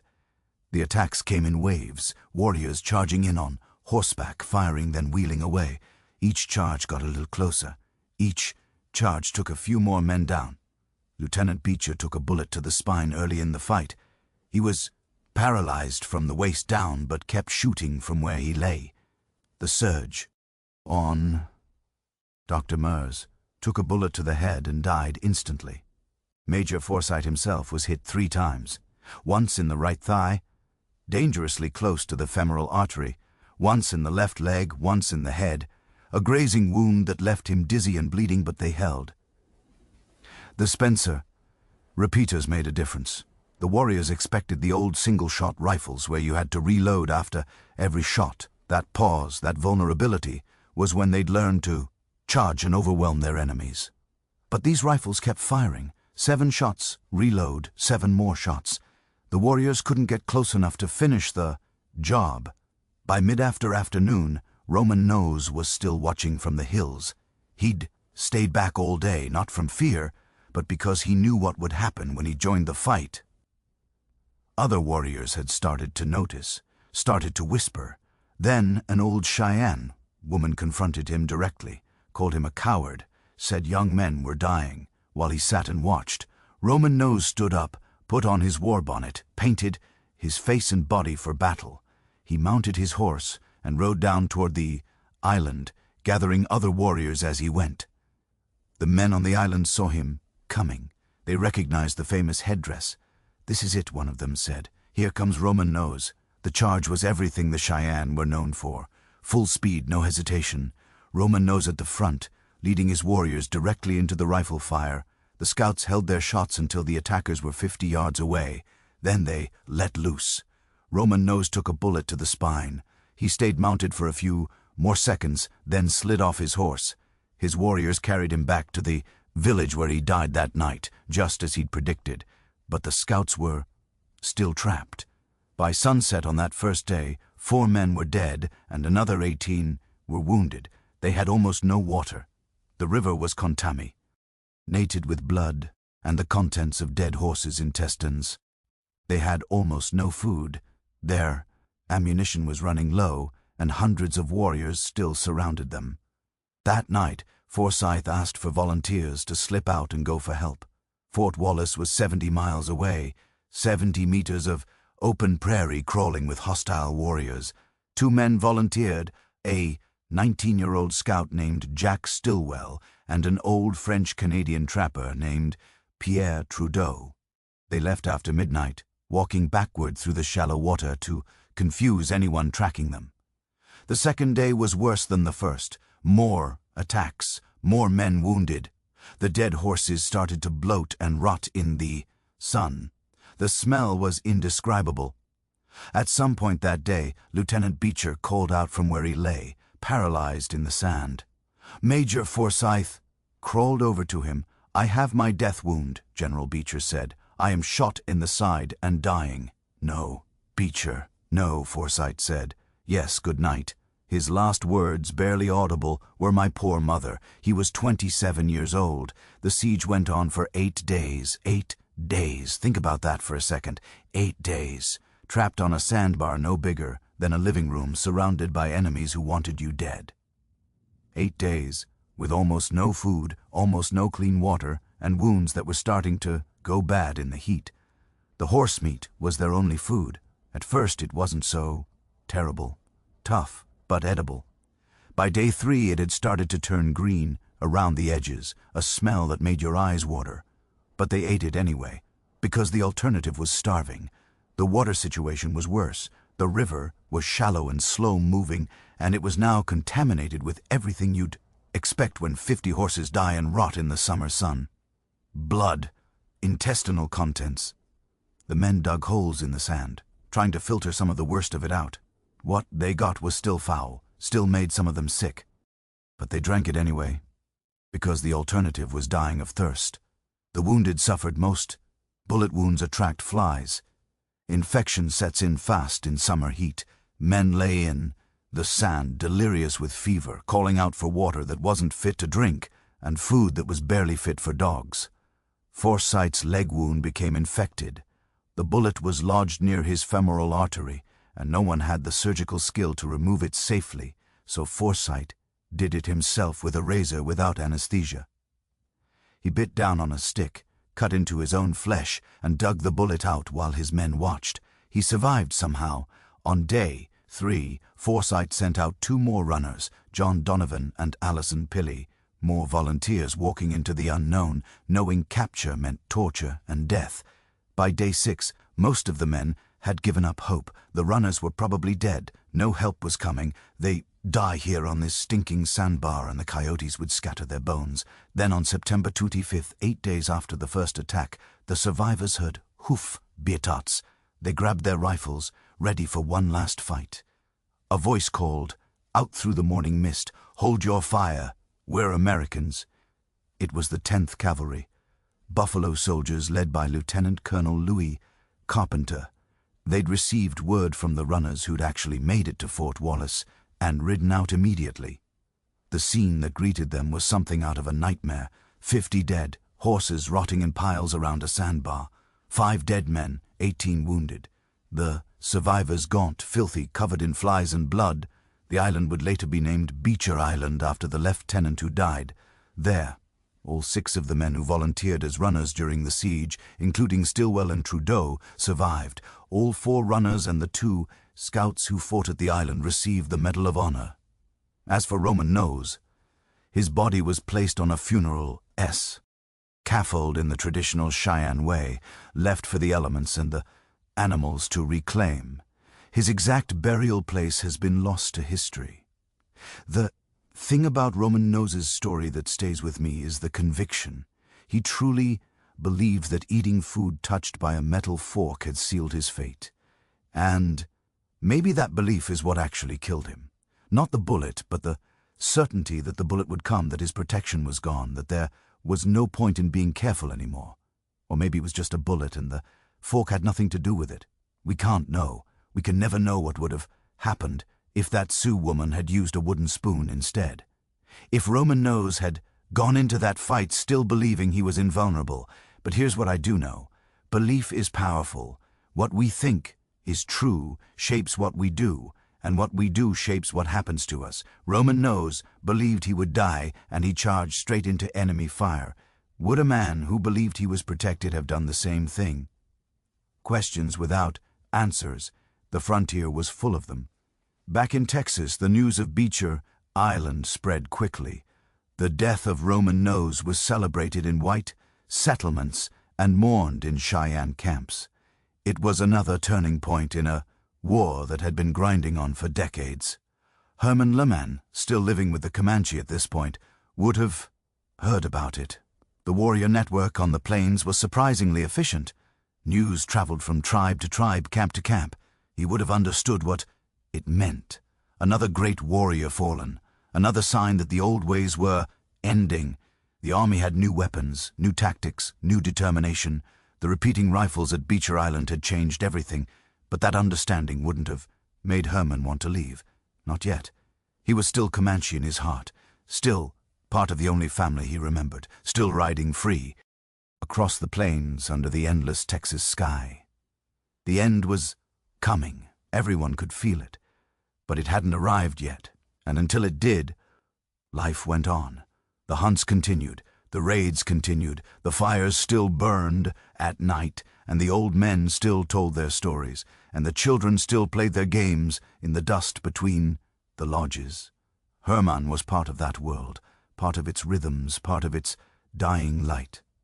He didn't know yet that he'd live to see it all end, that he'd watch the last free Comanche ride into Fort Sill and surrender, that he'd eventually go back to the white world and try to build a new life from the pieces of his old one. All of that was still in the future. For now there was just the present, the warmth of the fire, the sound of horses shifting in the darkness, the infinite, stars overhead, the same stars that Roman Nose had seen on his last night, alive. The same stars you can see tonight if you look up. The wind has died down now. The night is calm and quiet.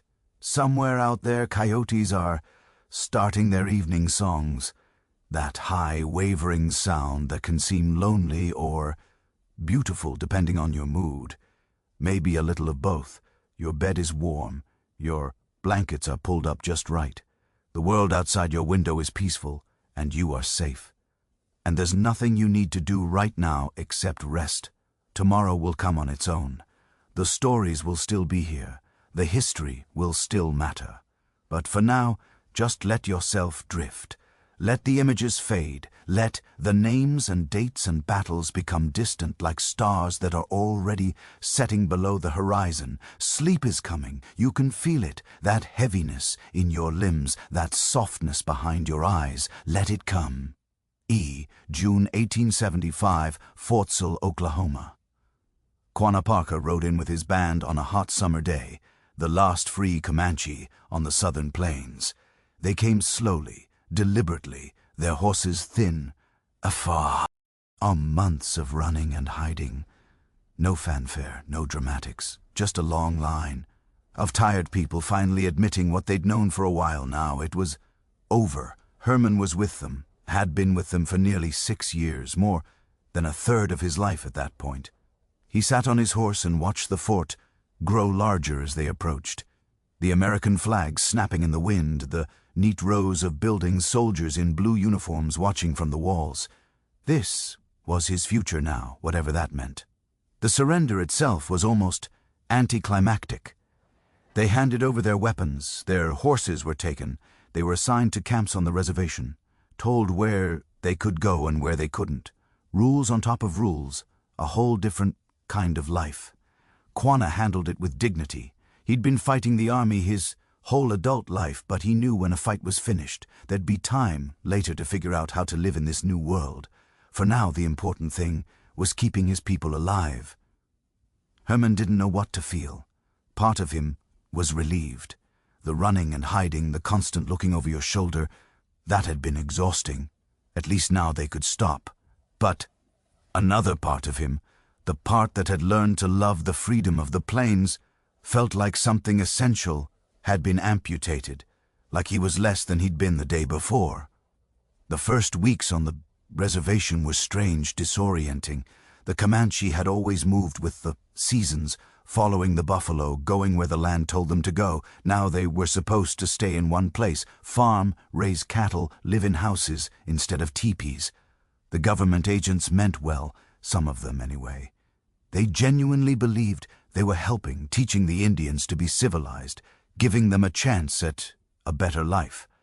They couldn't understand why people who'd been free might not see confinement as an improvement. The rations were barely enough, beef mostly, issued once a week. Nothing like the buffalo that had sustained them for generations. The meat was stringy, tough, wrong somehow, but it was food, and food was food when you were hungry enough. Some of the younger Comanche adapted quickly. They'd grown up during the hard years when the buffalo were already scarce and the army was always pressing in. For them, the reservation was just another change in a life that had been nothing but changes. It didn't feel right. None of it felt right.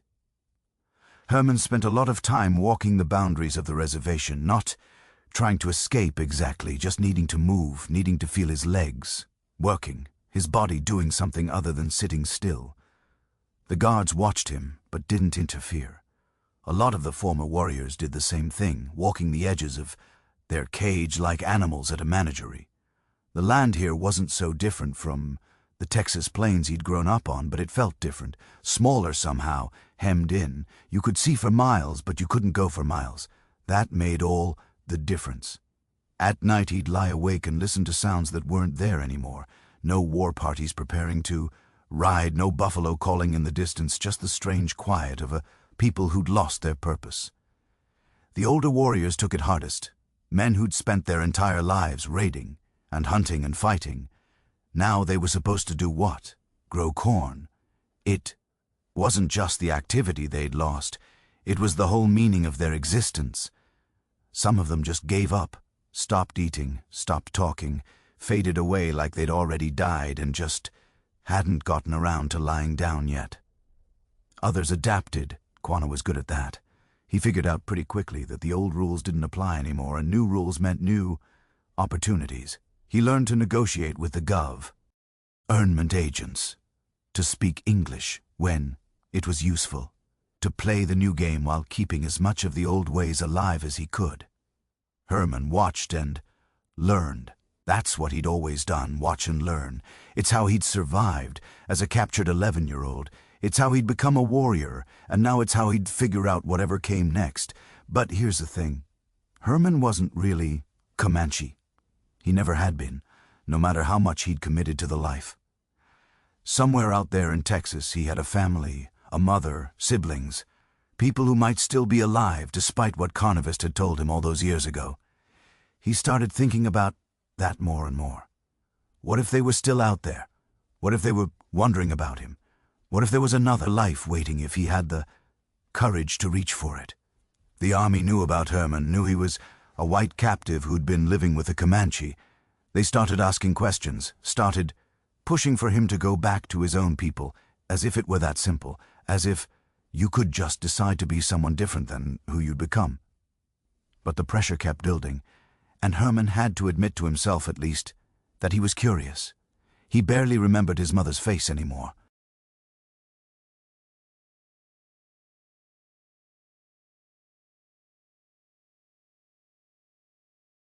Couldn't recall the layout of the farmhouse.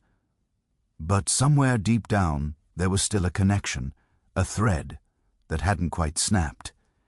In 1878, Herman agreed to go back. The army provided an escort, a couple of soldiers who looked almost as uncomfortable as Herman felt. They traveled by wagon, then by train for part of it. Herman had never been on a train before.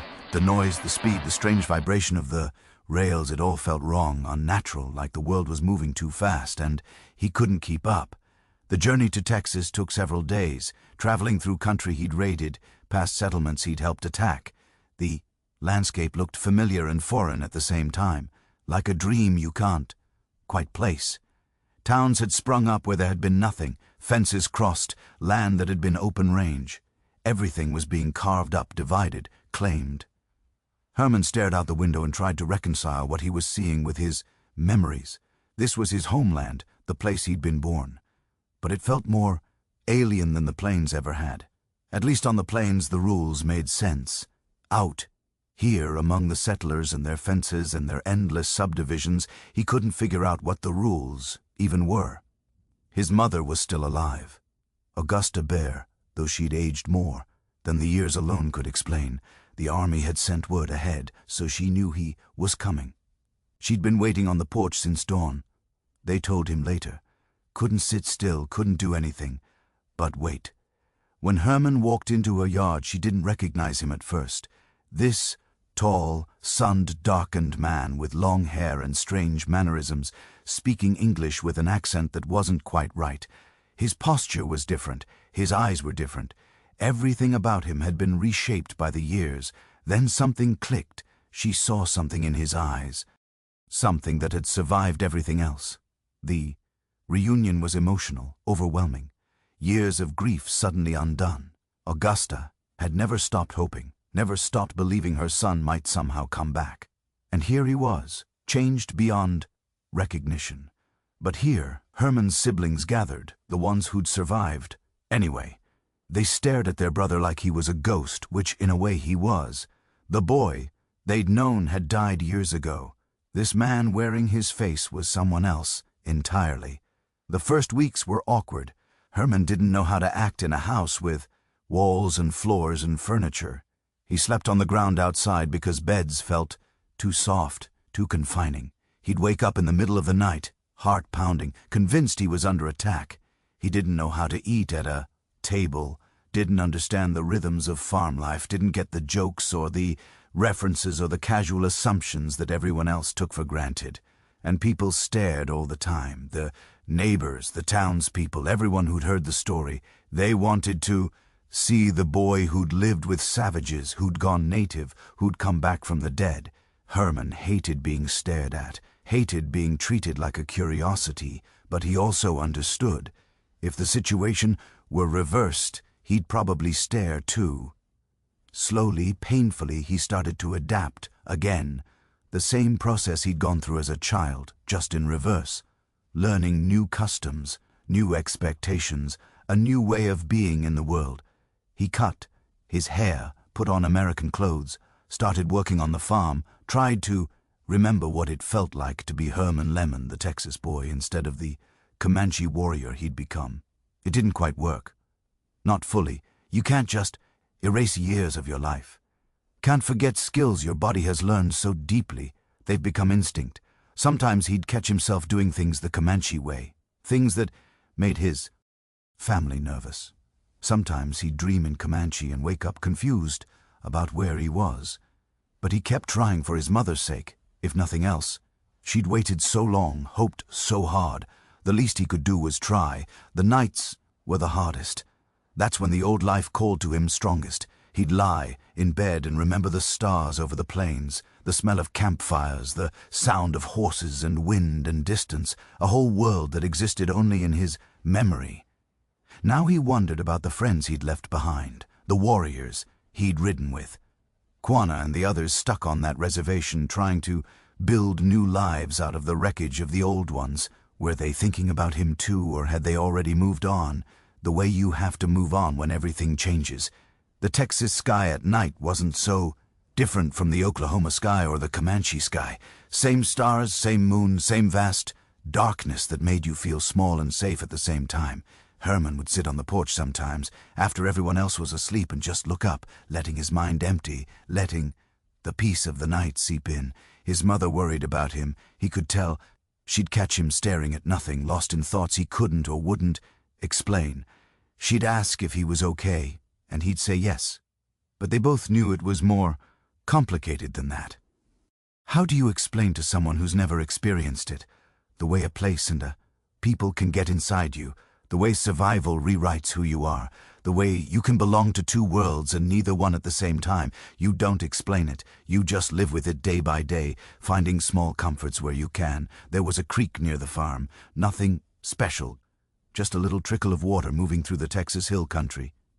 Herman would go there sometimes, sit on the bank and listen to the water and pretend just for a moment that he was back on the Ains, the sound of water moving over rocks. The same in Texas as it was anywhere. That gentle, endless murmur that seems to say, everything's okay, everything keeps going, even when it feels like the world has ended.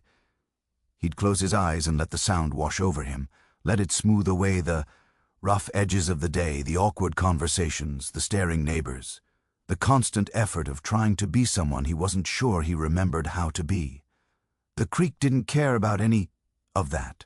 It just kept flowing, just kept making its quiet music, just kept being what it was. Maybe that was the secret, Herman thought.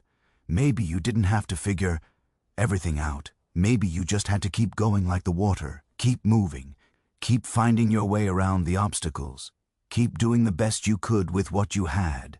The stars came out one by one as the light faded. Texas stars, Comanche. Stars, just stars really, indifferent to human categories and human troubles, burning away up there in the darkness the same way they'd been burning for millions of years. Herman let out a long, slow breath. The tension in his shoulders eased a little. The knot in his chest loosened. Tomorrow would bring more challenges, more adjustments, more of the endless work of rebuilding a life.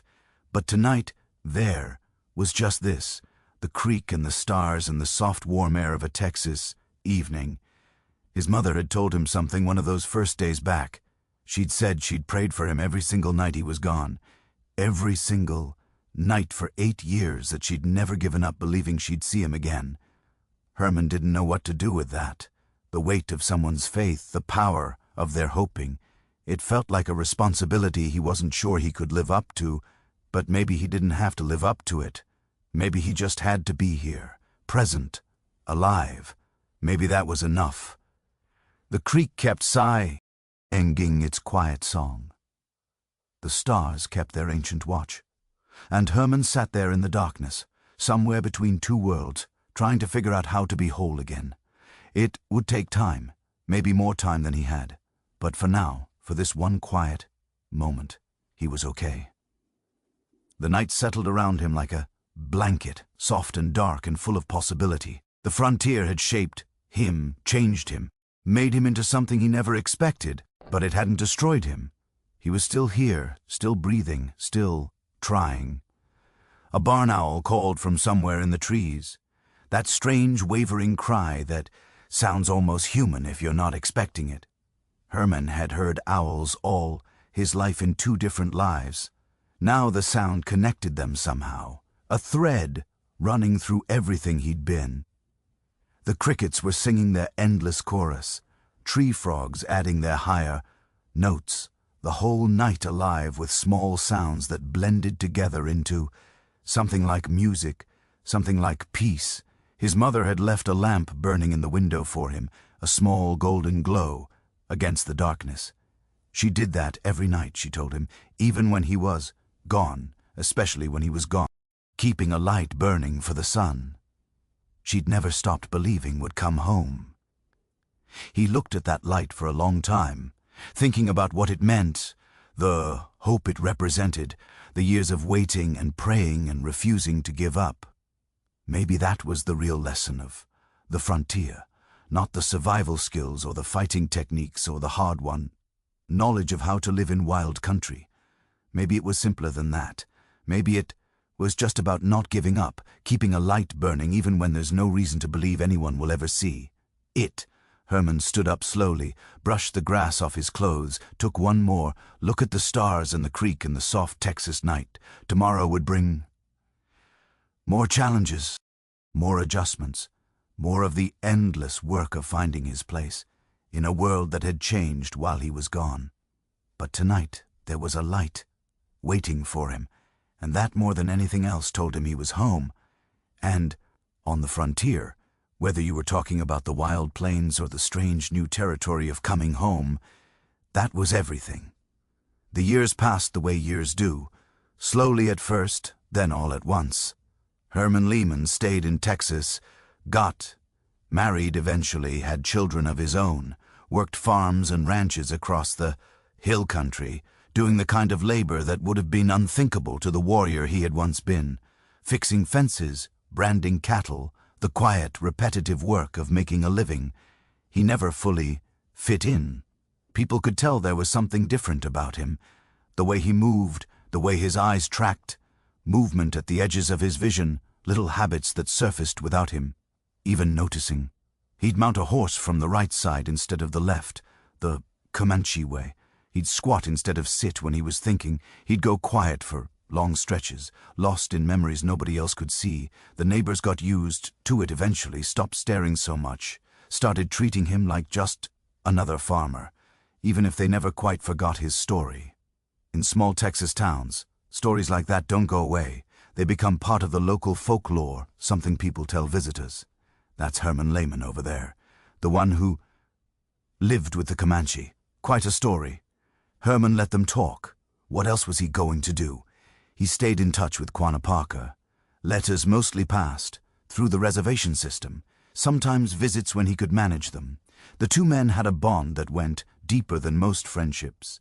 They'd shared a world that no longer existed, had survived things that most people couldn't imagine. That creates a connection that doesn't fade with distance or time. When Herman visited the reservation, it was always bittersweet. Good to see old friends. Good to speak Comanche again, to fall back into rhythms and customs that still felt more natural than the white ways, but hard, too. Hard to see proud warriors living in small houses, farming patches of land that couldn't possibly sustain them. Hard to see children who'd never known the old life, who thought the reservation was just how things were. Quanah was doing well, all things considered. He'd become a leader on the reservation, a spokesman for his people. He learned to work with the government agents to navigate the bureaucracy, to advocate for the Comanche within a system that had been designed to erase them. He even built a big house, a star house they called it, with a star painted on the roof so his mother's ghost could find him if she ever came looking. The house had 11 rooms, enough space for his large family and for visitors who came from all over. Quer had become famous in his own right. Presidents came to meet him. Teddy Roosevelt hunted wolves with him. He traveled to Washington to argue for better treatment of his people. But underneath all that, Herman could see Quanah was still the same man he'd ridden with, still carried the same grief for the old ways, still woke up some mornings expecting to hear horses and found only silence. His mother was Cynthia Ann Parker, a white woman who'd been captured as a child, just like Herman. She'd lived with the Comanche for decades, married a chief, had children. When the Texas Rangers recaptured her in 1860, she never recovered, spent the rest of her life grieving for the family and the world that has been taken from her. Died of a broken heart, people said. Though maybe it was just influenza. Sometimes broken hearts and viruses work together. Quanah never stopped missing her, never stopped thinking about what her life had been like. Torn between two worlds, just like Herman was now. Maybe that's part of why the two men understood each other so well. They'd both seen how complicated belonging could be. They'd both carried the weight of lives lived in between. The frontier was gone by then. Really gone, not just changed. The railroads crisscrossed the plains. The buffalo were extinct or close enough. The open range had been fenced and subdivided and turned into cattle country. You could travel from one end of Texas to the other without ever feeling like you'd left civilization. Herman watched all this happen, watched the wild country get tamed inch by inch, year by year. It was like watching a friend grow old and fade away. Not sudden, not dramatic, just a slow erosion of everything that had made the land feel alive. But the memories stayed sharp. Even decades later, Herman could close his eyes and be back on the plains, feel the horse beneath him, smell the sage and the grass and the distant promise of rain, hear the war cries and the thunder of hooves and the silence of the prairie at night. Those memories were a gift and a burden both. They connected him to something important, something real, but they also reminded him of everything he'd lost, the freedom, the wildness, the sense that anything was possible. His children grew up hearing stories, not all of them. Some things Herman kept to himself, but enough that they understood their father was different, that he'd lived a life most people only read about in books. They were proud of him in their way, even if they didn't fully understand. By 1925, Herman was in his mid-60s, gray hair now, slower than he used to be, but still strong, still capable of things that surprised people who didn't know his history. That summer, a rodeo came to Mason County. The organizers had an idea. What if they got Herman Lehman to do a demonstration? Show people what Comanche hunting had looked like. It would be educational, historical, a connection to the past that was slipping away with every funeral. Herman thought about it for a while. Part of him resisted. The old ways were sacred, not entertainment, not something you put on for crowds of gawking strangers. But another part of him wanted people to see, wanted them to understand even a little what had been lost, what his other life had been like. He agreed. He hadn't done anything like this in years, decades really. But he remembered how. Some things you don't forget, no matter how long it's been. Your body holds on to them. Muscle memory deeper than thought. The day of the demonstration was hot, August in central Texas, which means heat that sits on you like a wet blanket. The rodeo grounds were packed with people, families with children, cowboys who'd driven in from ranches miles away, curious folks from all over the county who'd heard about the show, a few newspaper reporters, notebooks ready. Herman arrived wearing buckskin, the old clothes or clothes made to look like them. Anyway, he'd put on a headdress too, full of feathers and beads and ribbons. Not the kind of thing he'd have worn for a real hunt, but people expected it. Part of the show, part of what they thought Indians looked like. Before he mounted up, he stood quietly. For a moment, eyes closed, finding that place inside himself where the warrior still lived. The crowd noise faded, the heat faded, everything faded except the pulse of his own heart and the memory of wind on the plains. He rode in on a horse with no saddle, no bridle either, just a simple halter with a looped rein, the Comanche way. You guided the horse with your knees, your weight, your intention, left your hands free for weapons. People in the crowd murmured. They'd never seen anyone ride like that.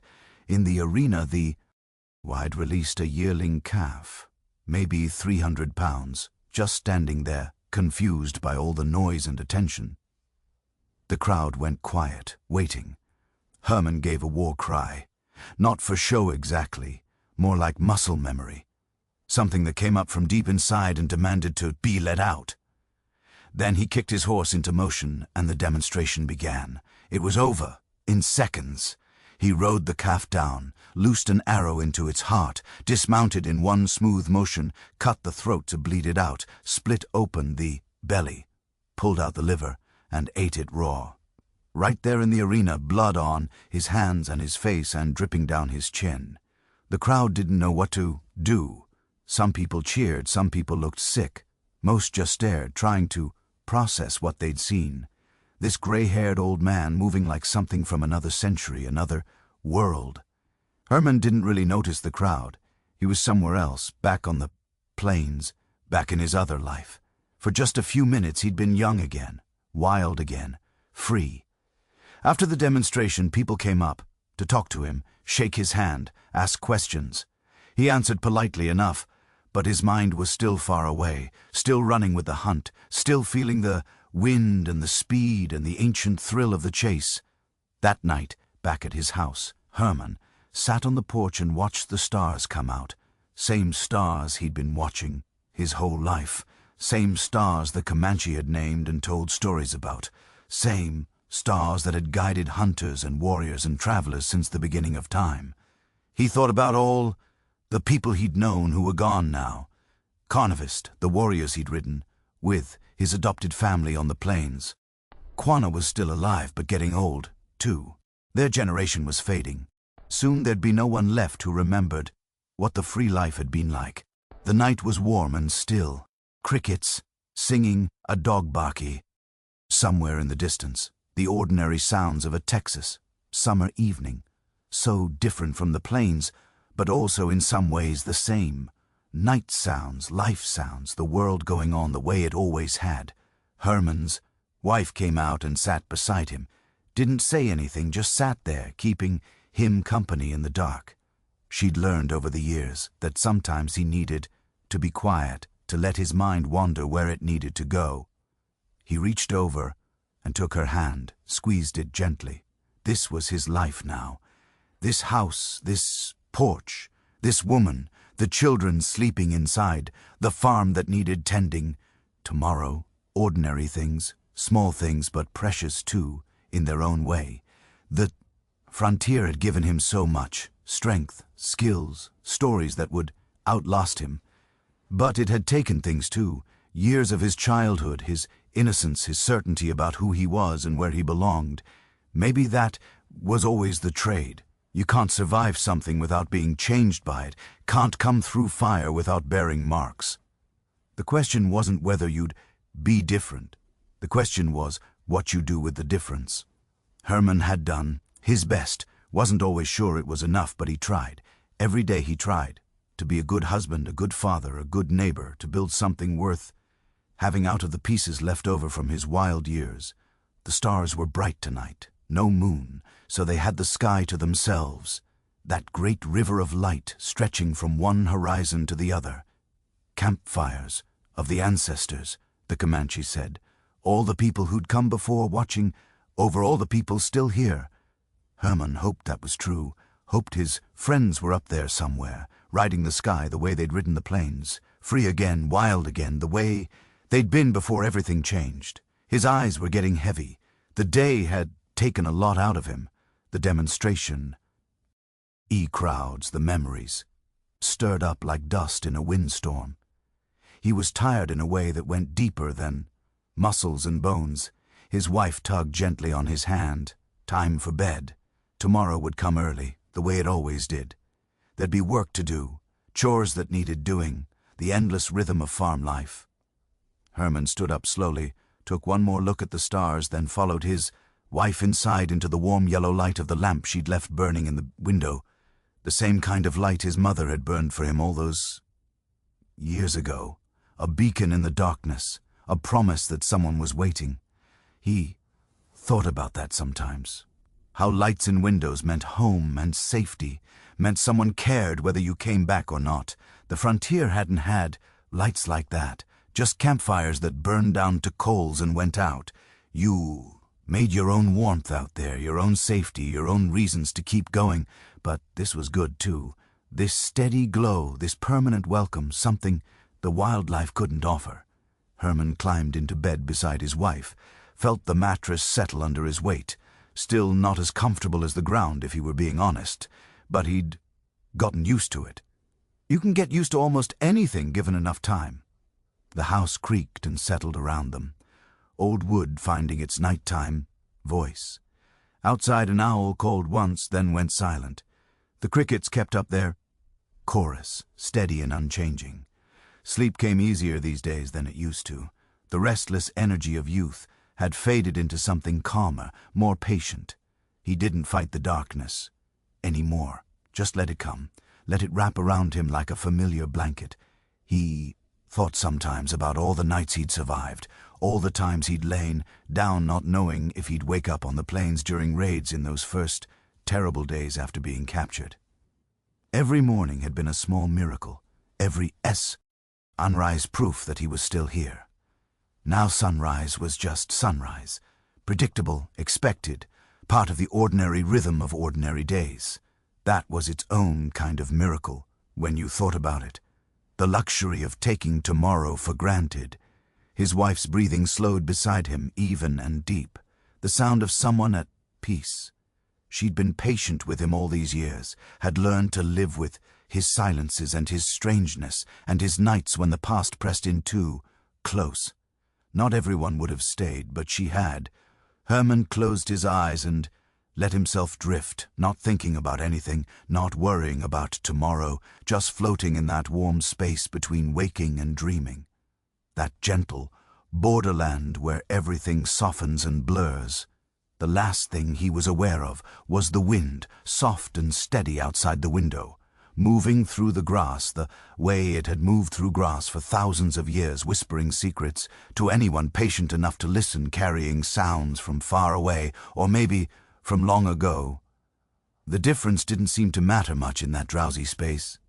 Then even that faded away, and there was only rest, deep and dreamless and complete, the kind of rest you earn by living fully, by surviving what needed surviving, by finding your way home wherever home turned out to be. Outside, the stars wheeled slowly overhead. The wind kept whispering, the world kept turning. And Herman Lehmann slept the sleep of someone who had finally, after all those years, found peace. Herman Lehmann passed away in 1932. He was 72 years old, died in his bed in his house surrounded by family, a peaceful end for a man who'd lived through so much that wasn't peaceful at all. They buried him in a small cemetery in Loyal Valley, Texas, not far from where he'd been captured all those years ago. The land looked different now. Fences everywhere, roads, power lines, but the hills were the hills. The sky was the same sky. Things don't change no matter how much time passes. A few months before he died, something interesting happened. A package arrived in the mail. Inside was a small golden spoon beautifully made with an inscription on the handle. It read Buffalo Hump Jr. Buffalo Hump had been a Comanche war chief, one of the most feared men on the Texas frontier in his time. He'd led raids that terrorized settlers from San Antonio to the Gulf Coast.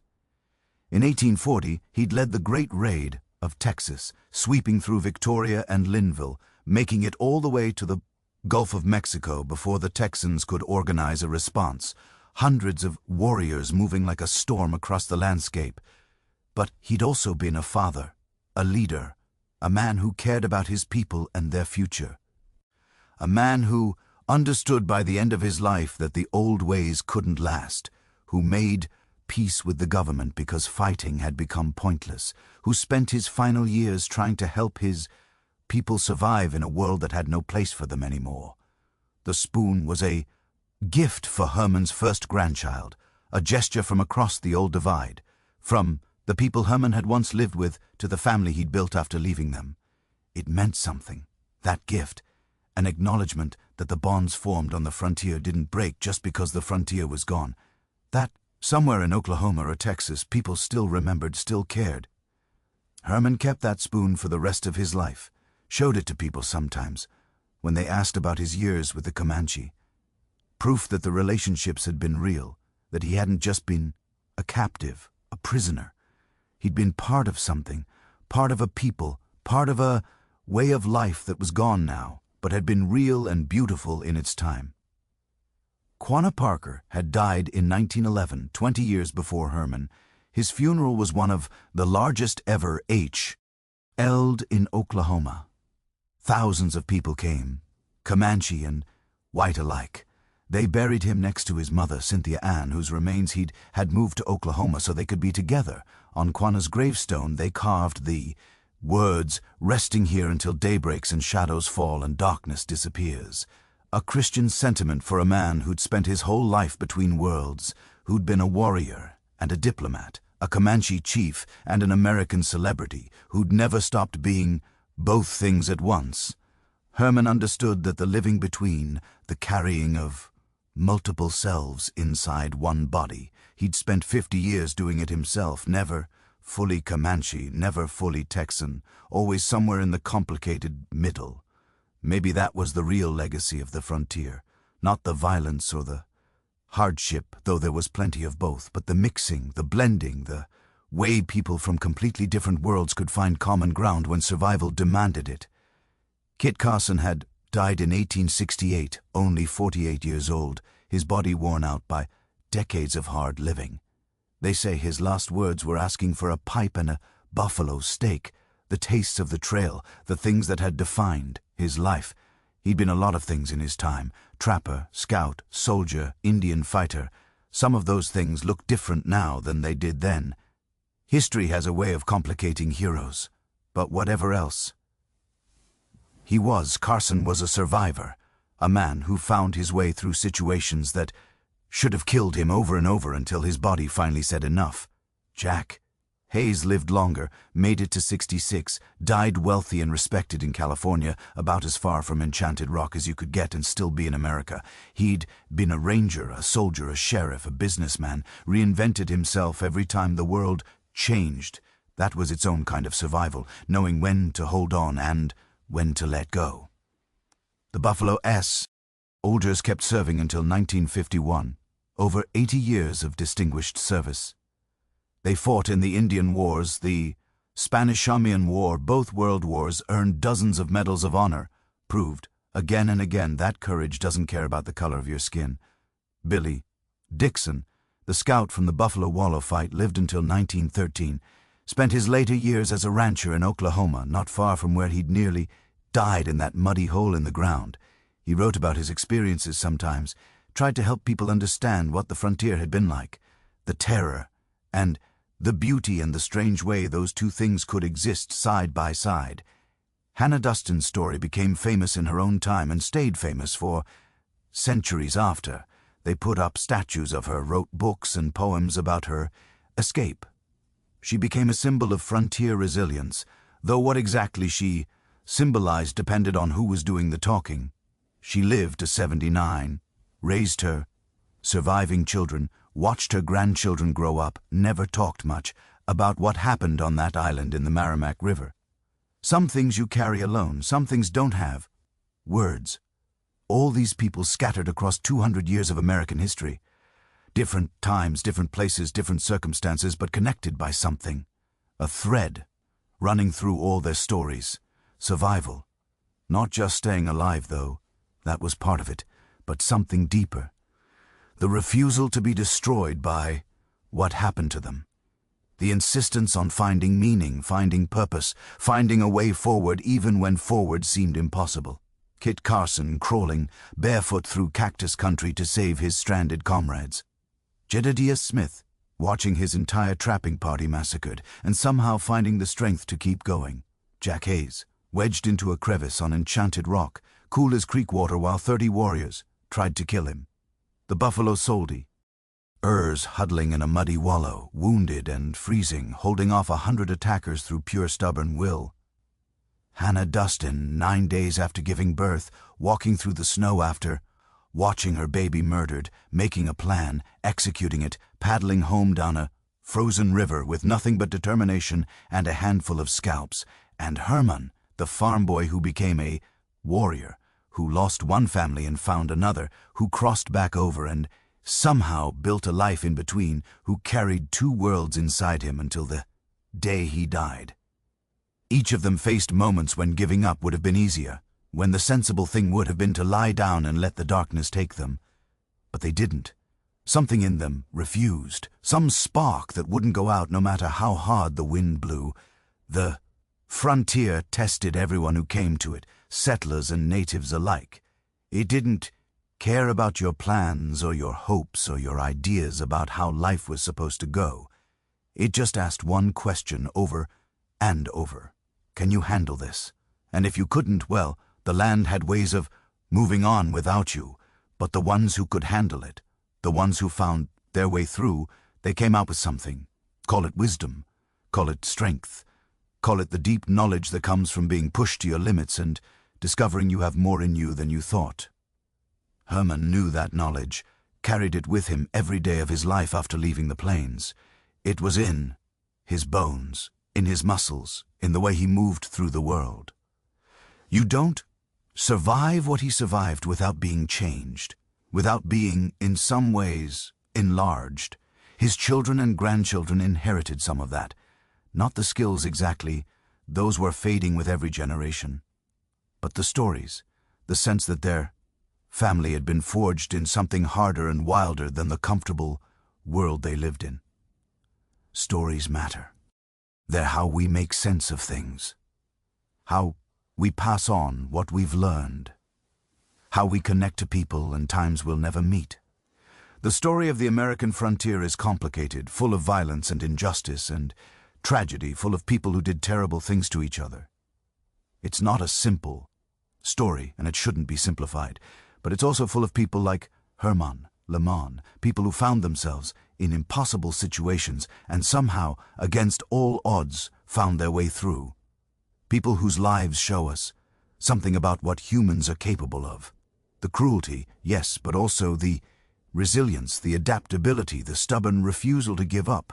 That's worth remembering, worth holding on to, not as nostalgia for a time that was in many ways brutal and unjust, but as a reminder that we're tougher than we think, that when everything falls apart, there's something in us that knows how to keep going. The night is quiet now, the stories are told.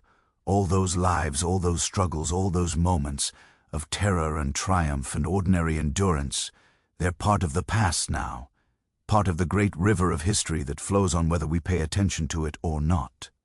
But they're also part of us, part of what made this country, part of the human story that stretches back to the beginning and forward to whatever comes next. Herman Lehman would be over 160 years old now if he'd lived. Hard to imagine. The world has changed so much since he walked it. Highways where there were trails, cities where there was prairie, the frontier long gone, paved over, built up, tamed. But some things don't change. The stars are the same stars he watched. The wind blows through grass the same way it always has. The deep human need for home and belonging and meaning, that's the same too. We're all surviving something. That's what it means to be alive, getting through the hard parts, finding joy in good parts, making our way forward day by day into an unknown future. The frontier survivors knew this better than most. They'd been stripped down to the essentials, had learned through hard experience what really mattered. And what really mattered was simple. Stay alive, take care of your people, find moments of peace where you can. Tonight, wherever you are, you have those things. You're alive. You have people who care about you, even if they're far away. And you have this moment, this quiet, this rest. That's not nothing. That's everything. The night stretches out long and dark and full of stars. The same night that covered the plains when Herman rode across them. The same night that covered the New England forest when Hannah Dustin made her escape. The same night that has covered this earth since the beginning. There's comfort in that, in the bigness of it, in knowing that you're part of something that goes back further than memory and forward further than imagination. One small life in the great sweep of time, but precious for all that. Irreplaceable. The moon is out there somewhere, doing what it's always done, pulling the tides, marking the months, watching over travelers and dreamers and all the restless souls who can't quite find their way to sleep. The Comanche used to track the seasons by the moon, snow moon, bing moon, leaf moon, names that connected the sky to the earth, the stars to the grass, everything to everything else. We've lost some of that connection living in our light-up cities and our climate-controlled boxes, lost the sense that we're part of the natural world, not separate from it. But the connection's still there if you look for it. Still there in the way your body knows when it's time to sleep, in the way the seasons still change, whether you're paying attention or not, in the rhythm of days and nights that's been going on since long before. Humans existed and will keep going long after we're gone. The stories will keep. They've kept this long. Tomorrow or the next day or the day after, they'll still be there, waiting for someone to tell them again, to find meaning in them, again, to connect with those long-ago people who struggled and survived and somehow passed something on. Stories are how we defeat time, how we cheat death a little bit. Anyway, Herman Lehman is gone, but his story is still here, still being told, still meaning something, to people who never knew him and never could. That's a kind of immortality. Maybe the only kind that really matters. But for now, rest. Let the night hold you the way it held all those people who came before. Let the quiet settle in like snow falling on a winter prairie, soft, gentle, covering everything in stillness. Let your mind drift away from words and stories and thoughts into that soft, dark space where dreams begin. That place between waking and sleeping where everything becomes possible and nothing hurts anymore. You're safe here, warm, comfortable. All the dangers of the frontier are far away in time, if not in space. All the struggles of the day are behind you. All the worries of tomorrow can wait. They'll still be there in the morning, they always are. But for now, they're not your concern. Just this moment, just this breath, just the slow, easy slide into sleep. The wind whispers through the grass somewhere out there. Maybe it's the same wind that crossed the plains 150 years ago. Maybe wind doesn't care about time. Maybe it just keeps moving generation after generation, carrying whatever needs carrying. The stars wheel overhead in their ancient patterns, the same patterns the Comanche navigated by, the same patterns sailors have followed for thousands of years. They don't change the stars, or they change so slowly it amounts to the same thing. You can count on them in a way you can't count on much else. Somewhere in some other time, a young man rides across the plains under those same stars, free and wild and alive, not knowing what's coming, not knowing how the story ends, just riding, just being, just part of the great unfolding that none of us can see from the inside. And you in your bed, in your home, in this quiet moment at the end of a long day, you're part of the same world, the same story, the same long human journey toward morning. The frontier is gone now, paved over, built up, tamed, but it's still there in the stories, still there in the blood of the people who descended from those survivors, still there maybe in all of us, in that part of us that knows how to keep going when everything falls apart, that refuses to give up no matter what. You carry that too, whether you know it or not. The strength of all the people who came before you, the resilience, the stubbornness, the quiet courage that got them through and brought you here. Let go now. Let yourself sink into rest. Let the stories settle into your bones where they belong. The night is kind, the darkness is soft, the world is quiet, and you are safe. Sleep well.